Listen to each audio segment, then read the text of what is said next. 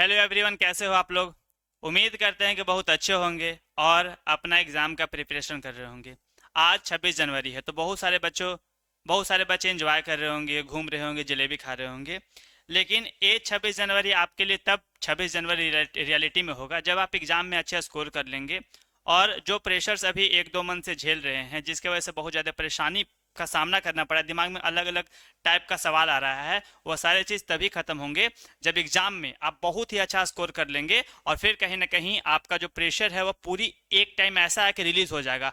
तब आप अपने आप को रियल में आज़ाद समझेंगे, फ्री समझेंगे। तो देखिए, आप एक एक बच्चे करके समझते हैं। यहाँ पे लिखा हुआ है झारखंड बोर्ड 2026 में जो भी बच्चे एग्जाम देने वाले हैं, तो कंफर्म मानिए कि जो इकोनॉमिक्स की तैयारी करना चाहते हैं और जो जैक बोर्ड से खास करके बच्चे हैं, उनको लगता है कि नहीं, हमको बहुत ज़्यादा कंटेंट नहीं मिल रहा है, तो आपको यहाँ पे जैसे 3-4 वीडियो आपको कम से कम यूट्यूब पे देखने के लिए मिलेगा। अब जाइए और जा करके अच्छे से उसको देखिए। वहाँ पे सारे इंपॉर्टेंट क्वेश्चंस करवा दिए गए हैं, इंपॉर्टेंट टॉपिक्स पे बता दिए हैं कि कहाँ कहाँ से आपको मेनली एग्जाम में देखने के लिए मिलेगा। अब हम आपको बताने वाले हैं कि जो 5 मार्क्स का जो मोस्ट इंपोर्टेंट क्वेश्चंस है, जो जितना है उसी सीरीज में एक और वीडियो है जो कि और भी इंपॉर्टेंट क्वेश्चंस को ऐड करता है। और यदि आप ये सब सारे सीरीज में क्वेश्चंस को देख लेते हैं तो आप इतना मान करके चलिए कि 70 से 80% के आसपास क्वेश्चंस आपको यहीं से, यानी कि 60 से 70 नंबर का, 80 नंबर का होता है तो 60 से 70 नंबर का आपको यहीं से देखने के लिए मिलेगा। और यहाँ पे सेम टू सेम जो भी 3 मार्क्स का या 5 मार्क्स का करवा रहे हैं, वह सब आपको सेम टू सेम क्वेश्चंस देखने के लिए मिलेगा। तो चलिए एक एक करके समझते हैं, क्वेश्चंस देखते हैं और उसको कैसे एग्जाम में एक्सप्लेन करना है जिससे एग्जामिनर आपको क्या दे सके, फुल में फुल मार्क्स दे सके। क्योंकि बहुत सारे बच्चे ऐसे लिख देते हैं ना जिसके वजह से फुल मार्क्स नहीं आ पाता है। फुल मार्क्स क्यों नहीं आता है? क्योंकि देखिए, आपको वॉइस फंस रहा है। Good afternoon, good afternoon, hello. नहीं, वॉइस तो नहीं फंस रहा होगा शायद, देख लेते हैं एक बार। वॉइस फंस रहा है क्या? नहीं ना? ठीक है, थोड़ा सा देखिए। स्टार्टिंग में जब लाइव शुरू होता है तो उस टाइम पे स्टार्टिंग में आपको देखने के लिए मिले थोड़ा सा प्रॉब्लम होता है। क्यों? क्योंकि स्टार्टिंग में जब हम सारा चीज सेटअप होता है ना, तो उस टाइम पे थोड़ा सा दिक्कत हो सकता है। लेकिन अब 2-3 मिनट हो गया तो अब दिक्कत नहीं होगा, आप आराम से होगा। आप जुड़े रहिए, आपको समझ में एक एक क्वेश्चन। देखिए, पहला क्वेश्चन आप देख रहे होंगे। देखिए, सारा जो टॉपिक बताया है ना, उसी टॉपिक से यहाँ पे समझा रहे हैं, बता रहे हैं। देखिए, बताए थे आपको कि बजट जो है ना, आपका बजट, ठीक है, वो बहुत ज्यादा इंपॉर्टेंट, याद रखिएगा बाबू, ठीक है। आपको 50 बार बोल चुके हैं कि बजट को न जितना अच्छे से आप पढ़ सकते हैं। बजट होता क्या है, बजट कैसे कब पेश किया जाता है, ठीक है।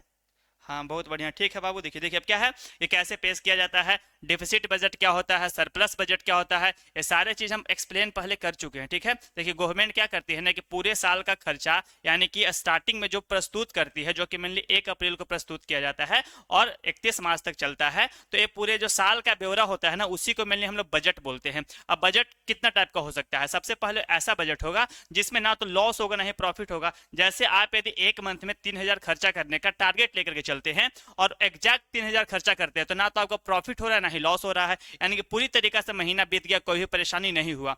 दूसरा बजट होता है जिसमें आप क्या करते हैं कि यदि 3000 का खर्चा लेकर के चलते हैं और आप उसमें से 2800 खर्च करते हैं, 200 बचा लेते हैं किसी ना किसी तरीका से, तो वो जो है आप सरप्लस बजट में है। यानी कि जो 3000 का बजट था उसमें से 200 बचा लिए, तो आप क्या हो गए, सरप्लस बजट में हो गए। तीसरा होता है डिफिसिट बजट। डिफिसिट बजट का मतलब हुआ कि आप 3000 का तो क्या किए कि हमको बजट है कि इतना में खर्चा चलाना एक मंथ का, लेकिन वो 3000 की जगह आप 3200-3300 खर्च कर दिए किसी न किसी कारणवश, तो जिसके वजह से क्या हो जाएगा कि आपका जो खर्चा है वो बढ़ गया, एक्स्ट्रा हो गया, ठीक है। इस चीज को ध्यान रखिएगा।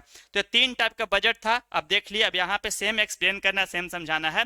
Objective of government budget, mainly government budget का सिंपल काम होता है कि पूरे साल तक, क्या बोले कि पूरे साल तक जो भी फाइनेंशियल स्टेटमेंट है, जो एक्सपेक्टेशन है, कैसे उसको कंप्लीट करना है, कैसे उसको ठीक करना है और किस तरीका से हम पूरे के पूरे साल में काम करेंगे, उसी को बोलते हैं गवर्नमेंट बजट का ऑब्जेक्टिव। देखिए, सिंपल लिखिएगा एग्जाम में कि देखिए, जब भी क्वेश्चंस आए तो पहले आपको एक्सप्लेन करना ही करना है। आप यदि सिर्फ और सिर्फ ऑब्जेक्टिव पूछ रहा है तो आप बजट को ये नहीं सोचिए कि बजट का एक्सप्लेन ही नहीं करते हैं। आपको जो भी टॉपिक आए ना उसको पहले एक्सप्लेन करना ही करना है, ठीक है। वो आपको 1 नंबर ऐसे ही सिक्योर कर देता है, ध्यान रखिएगा, ठीक है। आपको बिल्कुल भी ये नहीं करना है कि सर से बजट आया तो उसको एक्सप्लेन नहीं करेंगे, डायरेक्ट उसका हम ऑब्जेक्टिव लिखेंगे, ऐसा गलती बिल्कुल ना करेंगे एग्जाम में। गवर्नमेंट बजट क्या होता है, इट अ फाइनेंशियल स्टेटमेंट। क्या होता है? फाइनेंशियल स्टेटमेंट होता है जो कि मेनली आपको एक्सपेक्टेड रिसिप्ट एंड एक्सपेंडिचर को दिखाता है पूरे साल में। देखिए, हम सब चीज समझा चुके हैं, अब बस यहाँ पे कैसा लिखना वो बता रहे हैं, ध्यान रखिएगा, ठीक है। It is the prepared not only to raise revenue, देखिए क्या बताया था कि देखिए रिवेन्यू कैसे रेज करता है, तो टैक्सेस के द्वारा करता है। बहुत सारे, एक डायरेक्ट टैक्स होता है, दूसरा इनडायरेक्ट टैक्स होता है। तो दोनों, जैसे हिंदी में क्या बोलते हैं, प्रत्यक्ष कर और अप्रत्यक्ष कर, ठीक है। तो जो अप्रत्यक्ष कर हुआ चाहे प्रत्यक्ष कर हुआ, यानी कि दोनों से पैसा रिवेन्यू जनरेट करती है, but also to achieve important economic and social goals. लेकिन देखिए गवर्नमेंट के पास इकोनॉमिक और सोशल गोल्स भी होता है। इकोनॉमिक और सोशल गोल्स क्या होता है समझिए। देखिए आप गवर्नमेंट क्या चाहती है कि जितने भी लोग हैं, गरीब हो अमीर हो, मिडिल क्लासेस लोग हैं, सबको लेकर के चले। ऐसा ना हो कि अमीर लोग सिर्फ अमीर हो रहा है, गरीब लोग और भी गरीब होते जा रहा है, उसको खाने पीने के लिए जो नेचुरल जो बेसिक नेसेसिटीज होता है ना, वो भी नहीं मिल पा रहा है। ऐसे नहीं कर सकते गवर्नमेंट। गवर्नमेंट को दोनों चीजों को लेकर चलना होता है, अपने देश की इकोनॉमी को भी और साल में सोशल जो प्रॉब्लम्स होता है उसको भी टैकल करना पड़ता है। तो सब सारे चीजों को लेकर के चलना पड़ता है। तो सबसे पहले एक्सप्लेन कर देंगे। अब बजट का कम से कम आपको चार में से तीन फीचर्स, तीन ऑब्जेक्टिव बताना ही बताना है। बताएं, बजट का सबसे पहला काम होता है रिसोर्सेज का एलोकेशन करना, यानी कि गवर्नमेंट के पास यदि 1000 करोड़ है, कितना भी बजट लेकर के आता है, उस बजट में से कौन से पार्ट, कौन से डिपार्टमेंट को मिलेगा, कितना पैसा कौन सा डिपार्टमेंट को मिलेगा, और सारे चीजों का ब्यौरा इसमें होता है। तो the government allocated resources to the different sector, like, ठीक है, एजुकेशन में कितना पैसा जाएगा, हेल्थ में कितना जाएगा, डिफेंस में कितना जाएगा, ट्रांसपोर्ट में कितना जाएगा, एंड एग्रीकल्चर में कितना जाएगा, वह सारे चीजों को बताते हैं, जिससे बैलेंस हो सके इकोनॉमिक डेवलपमेंट का। वरना पता चला बाबू कि एक चीजों में क्या हुआ कि बहुत ज्यादा डेवलपमेंट हो गया और बाकी चीजों में डेवलपमेंट हुआ ही नहीं। तो डेवलपमेंट पढ़े होंगे ना, व्हाट इज सस्टेनेबल डेवलपमेंट। तो डेवलपमेंट का मतलब होता है कि आपको ऐसा डेवलपमेंट करना है जिससे नुकसान तो ना हो, लेकिन सारे सेक्टर में डेवलपमेंट भी हो इक्वल तरीका से, ठीक है। तो पहला पॉइंट ए आप एक्सप्लेन कीजिएगा। दूसरा, रीडिस्ट्रीब्यूशन ऑफ इनकम। अब इनकम का रीडिस्ट्रीब्यूशन होना चाहिए कि नहीं होना चाहिए। गवर्नमेंट के पास जो पैसा आ रहा है, उस पैसा को क्या करना चाहिए, तो अच्छे तरीका से डिस्ट्रीब्यूट करना चाहिए, ठीक है।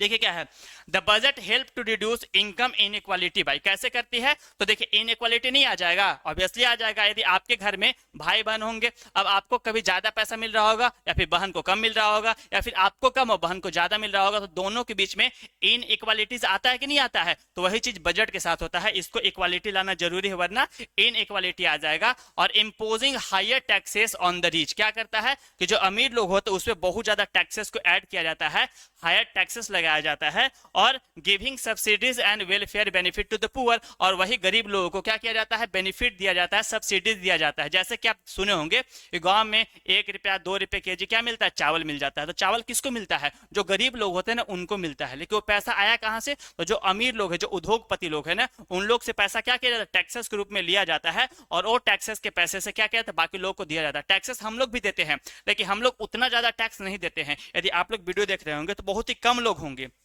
क्या होंगे, बहुत ही। समझ में नहीं आएगा तो आप कमेंट करके ही बताना है बाबू कि सर ये चीज समझ में नहीं आएगा, आपको समझाया जाएगा, ठीक है। तो क्या बोले कि देखिए जिस तरीका से हम लोग टैक्सेस देते हैं, लेकिन हम लोग बहुत ज्यादा मात्रा में टैक्सेस नहीं देते हैं। बहुत ही कम बच्चे होंगे, चाहे उनके पेरेंट्स होंगे, जो कि क्या कर रहे हैं, टैक्सेस भर रहे होंगे, ठीक है। बहुत ही कम लोग टैक्सेस देते हैं। वैसे टैक्सेस हम लोग इनडायरेक्टली देते हैं। जैसे आप बिस्किट खरीदे या फिर दुनिया का कोई भी सामान खरीदते हैं तो उसमें टैक्सेस देते हैं नहीं देते हैं, तो टैक्सेस देते हैं। तो हम लोग इनडायरेक्ट तरीका से देते हैं, डायरेक्ट तरीके से टैक्सेस नहीं देते हैं, ध्यान रखिएगा। इकोनॉमिक स्टेबिलिटी क्या होता है, देखिए गवर्नमेंट ध्यान रखती है कि हमको अपने देश का इकोनॉमिक एक्टिविटी को ठीक रखना है। क्या करना है,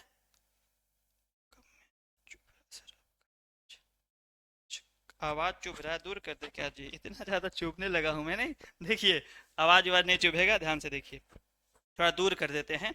इकोनॉमिक स्टेबिलिटी क्या होता है, देखिए the government uses the budget to control inflation. देखिए इन्फ्लेशन क्या होता है बताए थे ना बाबू, कि देखिए यदि किसी भी चीज का सामान का रेट बहुत ज्यादा बढ़ जाता है, जैसे सपोज कीजिए कि आप मंथ में 10,000 कमा रहे थे, सारे चीजों का दाम ठीक था, लेकिन ऐसा टाइम आता है कि इन्फ्लेशन 20% बढ़ जाता है, यानी कि जो सामान आप 10,000 में एक मंथ पहले खरीद पा रहे थे, वही सामान अब 12,000 में मिलेगा। तो जो आपका सैलरी है यदि 10,000 छोड़ दिया जाए, तो क्या आप 12,000 का सामान अफोर्ड कर पाएंगे, नहीं कर पाएंगे, और 2,000 का आपका नुकसान होगा। और वही धीरे धीरे करके आपका जो भी बचत पूंजी है ना वो सारा खत्म हो जाएगा। उसी को हम लोग इन्फ्लेशन बोलते हैं, किसी चीज का दाम बढ़ जाना लेकिन आपका जो इनकम है ना वह उतना ही रह जाना, उसमें कोई भी बढ़ोतरी नहीं होना, ठीक है। हाँ हिंदी मीडियम है बाबू, जस्ट नेक्स्ट स्लाइड में हिंदी मीडियम है, आप लोग थोड़ा सा जुड़िए, पहले इंग्लिश एक्सप्लेन करते हैं, फिर जस्ट नेक्स्ट स्लाइड में आपको हिंदी एक्सप्लेन करेंगे और दोनों समझ में आ जाएगा, ठीक है। अब तीसरा चौथा पॉइंट क्या बोले कि 3 तो लिखना ही लिखना है, और चौथा क्या करना है कि मैनेजमेंट ऑफ पब्लिक इंटरप्राइजेस, यानी कि जो भी पब्लिक इंटरप्राइजेस है, पब्लिक कंपनीज है, उसको भी क्या करती है तो मैनेज करती है। यानी कि the budget provided fund to the public sector, जैसे कि रेलवेज हो गया, ठीक है, बहुत सारे बैंक्स हो गए पब्लिक सेक्टर के, या फिर बहुत सारे इसरो के बहुत सारे कंपनी जैसे इसरो हो गया, ये सबको क्या करती है, फंड प्रोवाइड करती है जिससे हमारे देश के लिए अच्छा काम कर सके। अब and help improve there efficiency and growth, हो क्या करता है, इफिशियंसी और ग्रोथ को बढ़ाता है। देखिए ध्यान रखिएगा ये पॉइंट को, ठीक है। एक नंबर में आपको पूछता है कि गवर्नमेंट बजट होता क्या है, लेकिन उसका पीरियड क्या होता है, कब से कब तक आता है। तो 1 अप्रैल को पेश किया जाता है और जो कि पूरे साल 31 मार्च तक चलता है, यानी कि हर साल 1 साल तक पूरा पूरा उसका ब्यौरा दिया जाता है। अब हिंदी वाले बच्चे पूछ रहे थे हिंदी कहाँ पे, तो हिंदी भी यहाँ पे देखने के लिए मिलेगा। हाँ हाँ हो जाएगा आराम से। देखिए क्या है ना कि आपको 5 साल का प्रीवियस ईयर सॉल्व, देखिए किताब का जो चैप्टर है ना वो फिक्स होता है, चैप्टर तो चेंज होता नहीं, आपको ही पता है। तो कहीं ना कहीं एक चैप्टर से 5 से 6 क्वेश्चंस बनते हैं। ग्राफ वाला क्वेश्चन बनते हैं जो कि हम करवा नहीं रहे हैं, ठीक है। आपको सिंपल बता रहे हैं, ग्राफ वाला क्वेश्चन एक बार अच्छे से जाइएगा, प्रीवियस ईयर चेक कीजिएगा, और जो भी कर्व वाला क्वेश्चन आता है, ठीक है ना, बहुत सारे कर्व्स होते हैं, उसके बारे में पढ़िएगा, याद कीजिएगा, समझिएगा, ठीक है। क्योंकि वहाँ पे ना कंटेंट बनाने में दिक्कत हो रहा है, इसी वजह से हम ऐड नहीं कर पा रहे हैं। लेकिन बाकी जितना भी चीज था, मार्जिनल यूटिलिटी है सब बोला, M1 M2 M3 M4, वो सारे बता चुके हैं आपको। वही सब पॉइंट से बार बार पूछता है, बाकी नहीं पूछेगा, परेशान। 5 साल का कर लीजिए, और हम भी 5 साल का ही करवा रहे हैं, क्योंकि जो भी 5 साल में बहुत सारे क्वेश्चन तो रिपीट हुए हैं, रिपीटेड क्वेश्चन बता भी चुके हैं, और एक क्लास में आपको अच्छे से बता देंगे कि जो रिपीटेड क्वेश्चन है ना, हाँ न्यूमेरिकल्स, ठीक है, हम बोले ना कि जो वही जो है वो हम आपको नहीं करवा रहे हैं, वो हम स्टार्टिंग में आपको बोल दिए कि उसमें हमको बनाने में दिक्कत हो रहा है, ठीक है ना, अच्छे से कंटेंट नहीं बन पा रहा है जिसको दे रहे हैं, मतलब उल्टा पलटा हो जो चैट जीपीटी की वजह से, इसकी वजह से नहीं ला रहे हैं, वरना बनेगा तो वो क्लास एक दिन करवा देंगे। इसीलिए बोले कि आपको उस पर भी फोकस करना है, क्योंकि हम जो करवा रहे हैं थ्योरी के बेस सारे करवा दें, लेकिन जो 1-2 क्वेश्चन है ना, मैक्सिमम 1 या 2 क्वेश्चन याद रखिएगा, 2 क्वेश्चन पर आपको फोकस करना पड़ेगा, ठीक है। यानी कि जो भी कर्व्स वाला क्वेश्चन होगा, जो भी डाटा वाला क्वेश्चन होगा, उस पर ध्यान देना है, हम आपको साफ साफ बता दे रहे हैं बाबू, ठीक है। यहाँ पे हम बिल्कुल ऐसा काम नहीं कर रहे हैं कि आपको सिर्फ बता दिए कि यहीं से आएगा, ऐसा कुछ भी नहीं है। यहां से जो है मैक्सिमम आएगा, लेकिन जो 2 क्वेश्चन है वो कम से कम आपको वहां से जाकर के प्रीवियस ईयर चेक करना पड़ेगा। सेम हिंदी वाले बच्चे, गवर्नमेंट बजट एक पूरे 1 साल का जो वित्तीय वर्ष होता है ना, उसका दाना जो भी सरकार का अनुमानित आय होता है, जो रिवेन्यू होता है, और जो उसका एक्सपेंडिचर यानी कि जो व्यय होता है, उसी का विवरण क्या कहलाता है, तो आपका गवर्नमेंट बजट, सरकारी बजट कहलाता है। अब इसका मेन काम क्या होता है, तो पहला काम आपका होता है संसाधनों का पुनर्वांटन, यानी कि रिलोकेशन ऑफ रिसोर्सेज को बांट देना अलग अलग लोगों के द्वारा, अलग अलग गवर्नमेंट का डिपार्टमेंट में। सरकार बजट के माध्यम से निजी क्षेत्रों को कर, बताया था कि जो छोटे छोटे लोग होते हैं, चाहे बड़े बड़े लोग होते हैं, उनको टैक्सेस दिया जाता है, उसमें छूट दिया जाता है, जिससे सामाजिक कल्याण हो सके और संसाधनों का बढ़ावा किया जा सके, ठीक है। नेक्स्ट देखिए दूसरा पॉइंट कि आय और संपत्ति की असमानता, जब बताया था कुछ लोग बहुत अमीर होते हैं, कुछ लोग बहुत गरीब होते हैं, तो दोनों के बीच में बहुत ज्यादा डिफरेंसेस ना क्रिएट हो जाए, इसके वजह से अमीर लोगों से बहुत ज्यादा टैक्स लिया जाता है और गरीब लोगों को बहुत ही सस्ता में सामान प्रोवाइड करवाया जाता है, ठीक है। तो ये पॉइंट यहाँ पे सेकेंड पॉइंट है। तीसरा पॉइंट क्या बताया, आर्थिक स्थिरता, यानी कि देखिए गवर्नमेंट चाहती है ना कि बिल्कुल भी देश में इकोनॉमिक स्टेबिलिटी बने रहे, और कोई भी रीजन से, क्या बोले, कोई भी रीजन से, हाँ करवा देंगे। कल तक वीडियो आ जाएगा आपका रिपीटेड, जो भी गुड आफ्टरनून, ठीक है। क्या है ना कि रिपीटेड क्वेश्चंस करवा देंगे, आ जाएगा एकदम जल्दी ही, आपको बताएंगे जो बार बार पूछा है, जैसे कि माइक्रो इकोनॉमिक्स, ठीक है, बार बार पूछता है, ठीक है। बजट बार बार पूछता है, डेफिसिट बजट पूछता है, ये सब क्वेश्चन बार बार आते हैं, तो करवा देंगे एक क्लास में, हम बता देंगे। अभी एग्जाम से 3-4 दिन पहले करवाएंगे, क्योंकि ये क्वेश्चन इतना रिपीटेड हो चुके हैं ना, जो पीछे 4 वीडियो डाला है ना, उसमें जाके देख लीजिएगा, वो सारा मिल जाएगा। लेकिन एक दिन हम आपको अच्छे से समझा देंगे कौन कौन सा आएगा, और आने के चांसेस बहुत ज्यादा है, जो बार बार हर साल ही पूछे, बार बार क्या बोलते हैं, तो हर साल पूछा है, ठीक है। अब देखिए इकोनॉमिक स्टेबिलिटी बनाए रखने के लिए भी गवर्नमेंट क्या करती है, तो बजट का बंटवारा अच्छे तरीके से करती है, क्योंकि अर्थव्यवस्था में यदि मूल का स्थिरता नहीं रहेगा, तो सुने हैं ना कि पाकिस्तान में आटा कैसे रुपए हो गया है, 400 रुपए 500 रुपए किलो हो गया, ठीक है। तो यही चीज यहाँ भी देखने के लिए मिलेगा, ठीक है, इस देश में, इसी वजह से। हाँ हाँ साइंस वाले भी क्यों नहीं देख सकते हैं, साइंस वाले हो चाहे आर्ट्स वाले हो, ठीक है ना, दोनों का क्वेश्चन मैक्सिमम सेम रहता है बाबू, चैप्टर सेम है, क्वेश्चन भी मैक्सिमम सेम रहता है। अब दोनों में थोड़ा सा डिफरेंसेस तो आएगा ही, ठीक है। क्वेश्चन ऐसा नहीं है कि एक क्वेश्चन नहीं आएगा, दोनों के लिए इंपोर्टेंट है, दोनों को आएगा, क्यों नहीं आएगा, 100% आएगा। अब देखिए क्योंकि मुद्रास्फीति जो होता है, इन्फ्लेशन क्या बताया था, मुद्रास्फीति का मतलब हुआ ना कि जब किसी चीज का प्राइसेस बहुत ज्यादा बढ़ने लगे और जो लोगों का सैलरी हो वह सेम रहे, उसी को हम लोग मुद्रास्फीति बोलते हैं, जिसमें क्या होता है ना कि जो भी आपका सेविंग्स है उसका कोई भी इज्जत नहीं रह जाता। समझिए कि आप 1 करोड़ रुपया बचा के रखे हैं, और वो जो 1 करोड़ रुपया है उसका पैसा का वैल्यू कम हो जाएगा, उसमें सामान ही कुछ नहीं मिल पाएगा, तो उस पैसा कोई वैल्यू रह नहीं जाता, वही चीज यहाँ पे है, ठीक है।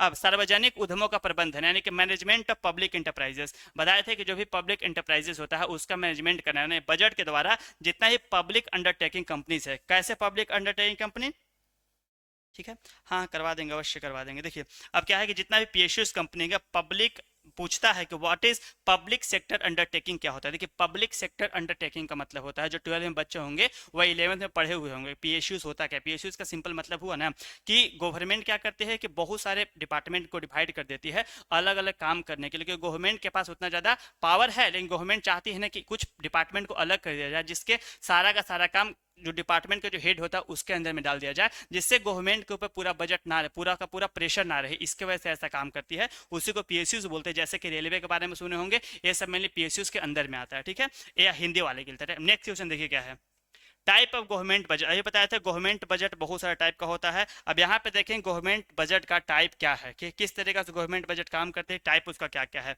बजट बताया था क्या होता है, तो government budget show the expected receipt, जो कि इनकम, एक्सपेक्टेड रिसिप्ट को बोलते हैं इनकम, यानी कि जो पैसा आने वाला है गवर्नमेंट के पास, और दूसरा एक्सपेंडिचर होती है जो कि स्पेंडिंग होता है। गवर्नमेंट के पास कुछ ना कुछ पैसा आते हैं टैक्सेस के द्वारा, और वो पैसा क्या होती है, तो बजट के द्वारा यानी कि बांट दिया जाता है और लोग उसका खर्च करते हैं, डिपार्टमेंट उसका खर्च करती है of the government for of financial year, पूरे के पूरे एक साल तक फाइनेंशियल ईयर में, ठीक है। अब on the basis of the relation between receipt and expenditure budget of 3 types, तो इसको देखते हुए बजट आपको मेनली 3 टाइप का देखने के लिए मिलेगा। पहला बताया था बैलेंस बजट, यानी कि गवर्नमेंट जितना बजट लेकर के आती है कि 1000 करोड़ खर्च करेंगे और वही बजट सेम टू सेम होता है और उसमें कोई भी नुकसान नहीं होता, ना तो प्रॉफिट होता है ना तो नुकसान होता है, उसी को बोलते हैं बैलेंस बजट। क्या होता है, तो इसका सिंपल मतलब हुआ कि no surplus and no deficit, ना तो प्रॉफिट होगा ना ही घाटा होगा, यानी कि 1000 करोड़ का बजट लेकर के आती है तो खर्च भी 1000 करोड़ होता है। इंडिकेट्स फाइनेंशियल डिसिप्लिन, ये दिखाता है ना कि गवर्नमेंट कितना अच्छे तरीका से फाइनेंशियल डिसिप्लिन काम कर रही है, ठीक है। हाँ, मेन खर्च, वही जो मेन खर्च होता है उसी को बोलते हैं, ठीक है। किस तरीका से काम कर रही है, जो गवर्नमेंट का खर्च है वो कैसे होता है, इसमें मेनली फाइनेंशियल डिसिप्लिन दिखाता है कि यदि आपको घर से 3000 रुपये मंथ में आता है तो आप 3000 खर्च करते हैं, घर वाले प्रेशर नहीं डालते हैं कि पापा और पैसा भेजिए और पैसा भेजिए, उसी को बोलते हैं कि आपके अंदर डिसिप्लिन है कि कैसे घर वाले की बातों को समझना है और उतना ही पैसे में अपने आप को मैनेज करके रह लेना है, ठीक है। अब suitable during the normal economic condition, ये मेनली सुटेबल होता है नॉर्मल इकोनॉमिक कंडीशन के लिए कि भैया ना तो बढ़ रहा है ना ही घट रहा है, कोई परेशानी नहीं है, इतना में खर्च मेरा लगाए थे कि पूरे साल 1000 करोड़ चलेगा और चल गया, कोई परेशानी कोई प्रॉब्लम नहीं हुआ, तो वही चीज यहां दिखाता है।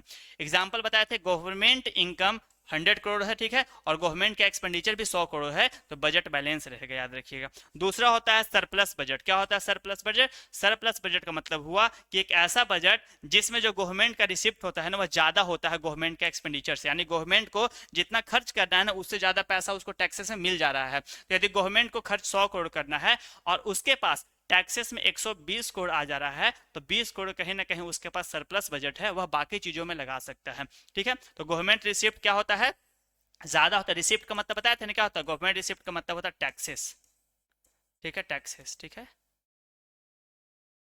कुछ तो अच्छा, टैक्सेस होता है, क्या होता है बाबू, टैक्सेस होता है, ठीक है, टैक्सेस याद रखिए, ठीक है। अब गवर्नमेंट एक्सपेंडिचर से क्या होता है, ज्यादा होता है। फीचर्स क्या होगा, तो एक्स्ट्रा इनकम इज सेव्ड और यूज, बताया था जो एक्स्ट्रा इनकम होगा क्या होगा, कोई फेंक तो नहीं देता, यदि आपके पास एक्स्ट्रा इनकम आएगा तो क्या होगा, फेंक दिया जाएगा क्या, नहीं फेंका जाएगा, आप उसको बचा के रखेंगे आने वाला टाइम के लिए।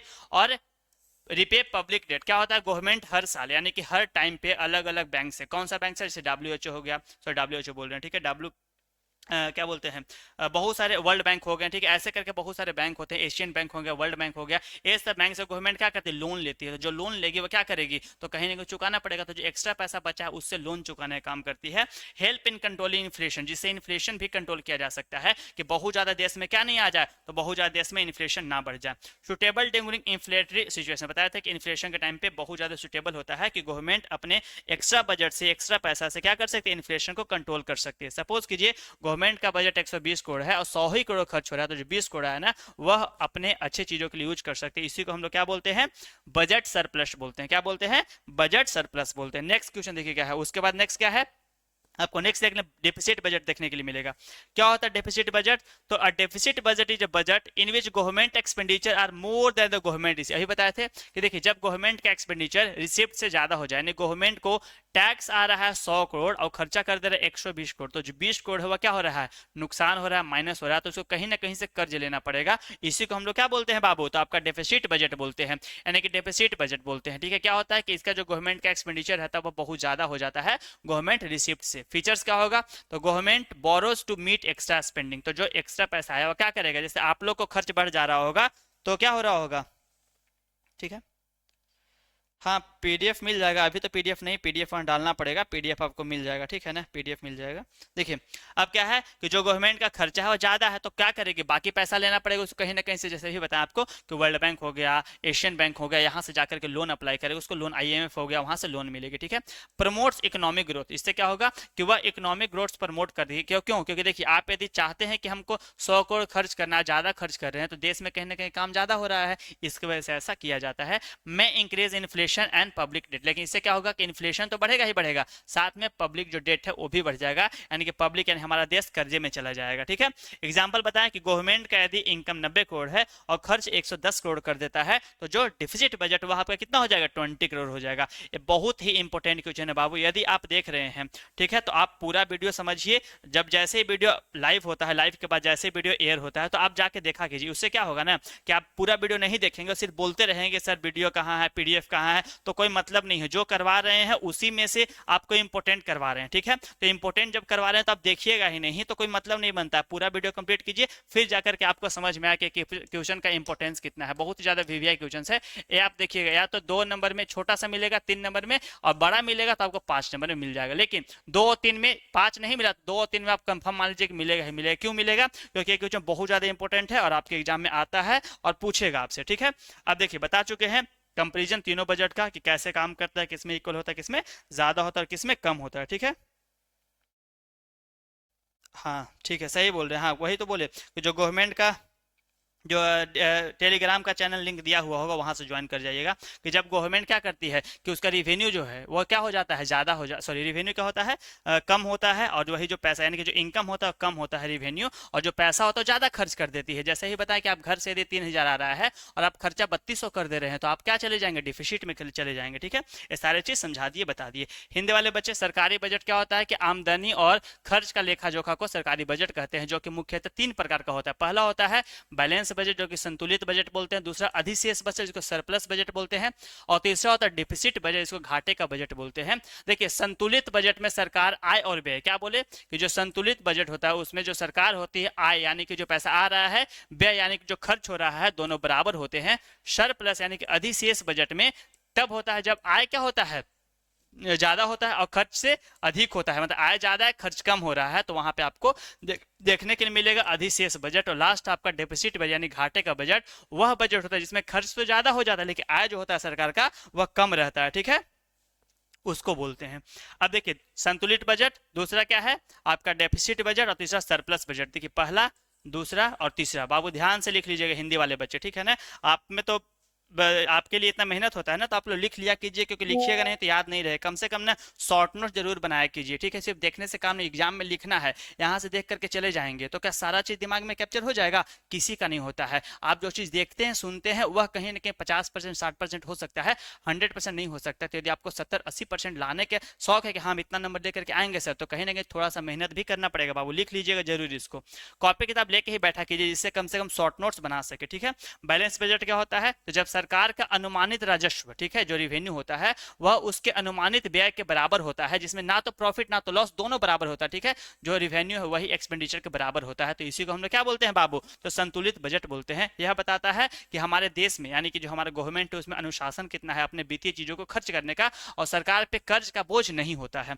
दूसरा होता है सरप्लस बजट। इसमें मेनली क्या होता है कि सरप्लस बजट उस बजट को बोलते हैं जहां पे सरकार का जो अनुमानित राजस्व होता है उसके अनुमानित खर्च से अधिक होता है, यानी कि पैसा ज्यादा मिल रहा है लेकिन खर्च कम कर पा रहा है गवर्नमेंट, तो उसमें सरप्लस होगा। उसका प्रॉफिट ये होगा कि गवर्नमेंट क्या करेगी कि बाकी पैसा को अलग जगह लगा सकती है, या फिर जो भी लोन ली है ना उसको भरने में लगा सकती है। अब यह सरकार की आर्थिक मजबूती को दर्शाता है कि सरकार के पास पैसा बहुत है लेकिन खर्च नहीं हो रहा है, ठीक है। और जिसमें मंदी के समय कर्ज चुकाने के लिए, जैसे मंदी जब आता है ना यानी कि इन्फ्लेशन जब आता है, तो देश के पास जितना ज्यादा पैसा होगा ना वही क्या होगा, ठीक है।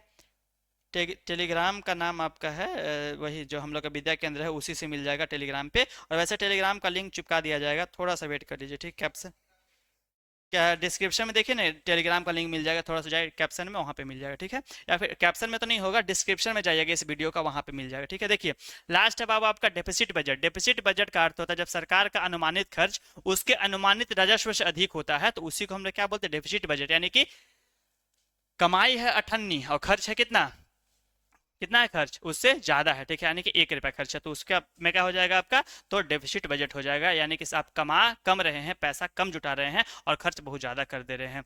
चलिए नेक्स्ट क्वेश्चन देखिएगा बाबू। नेक्स्ट क्वेश्चन क्या है, explain the 3 stages of law of variable proportion.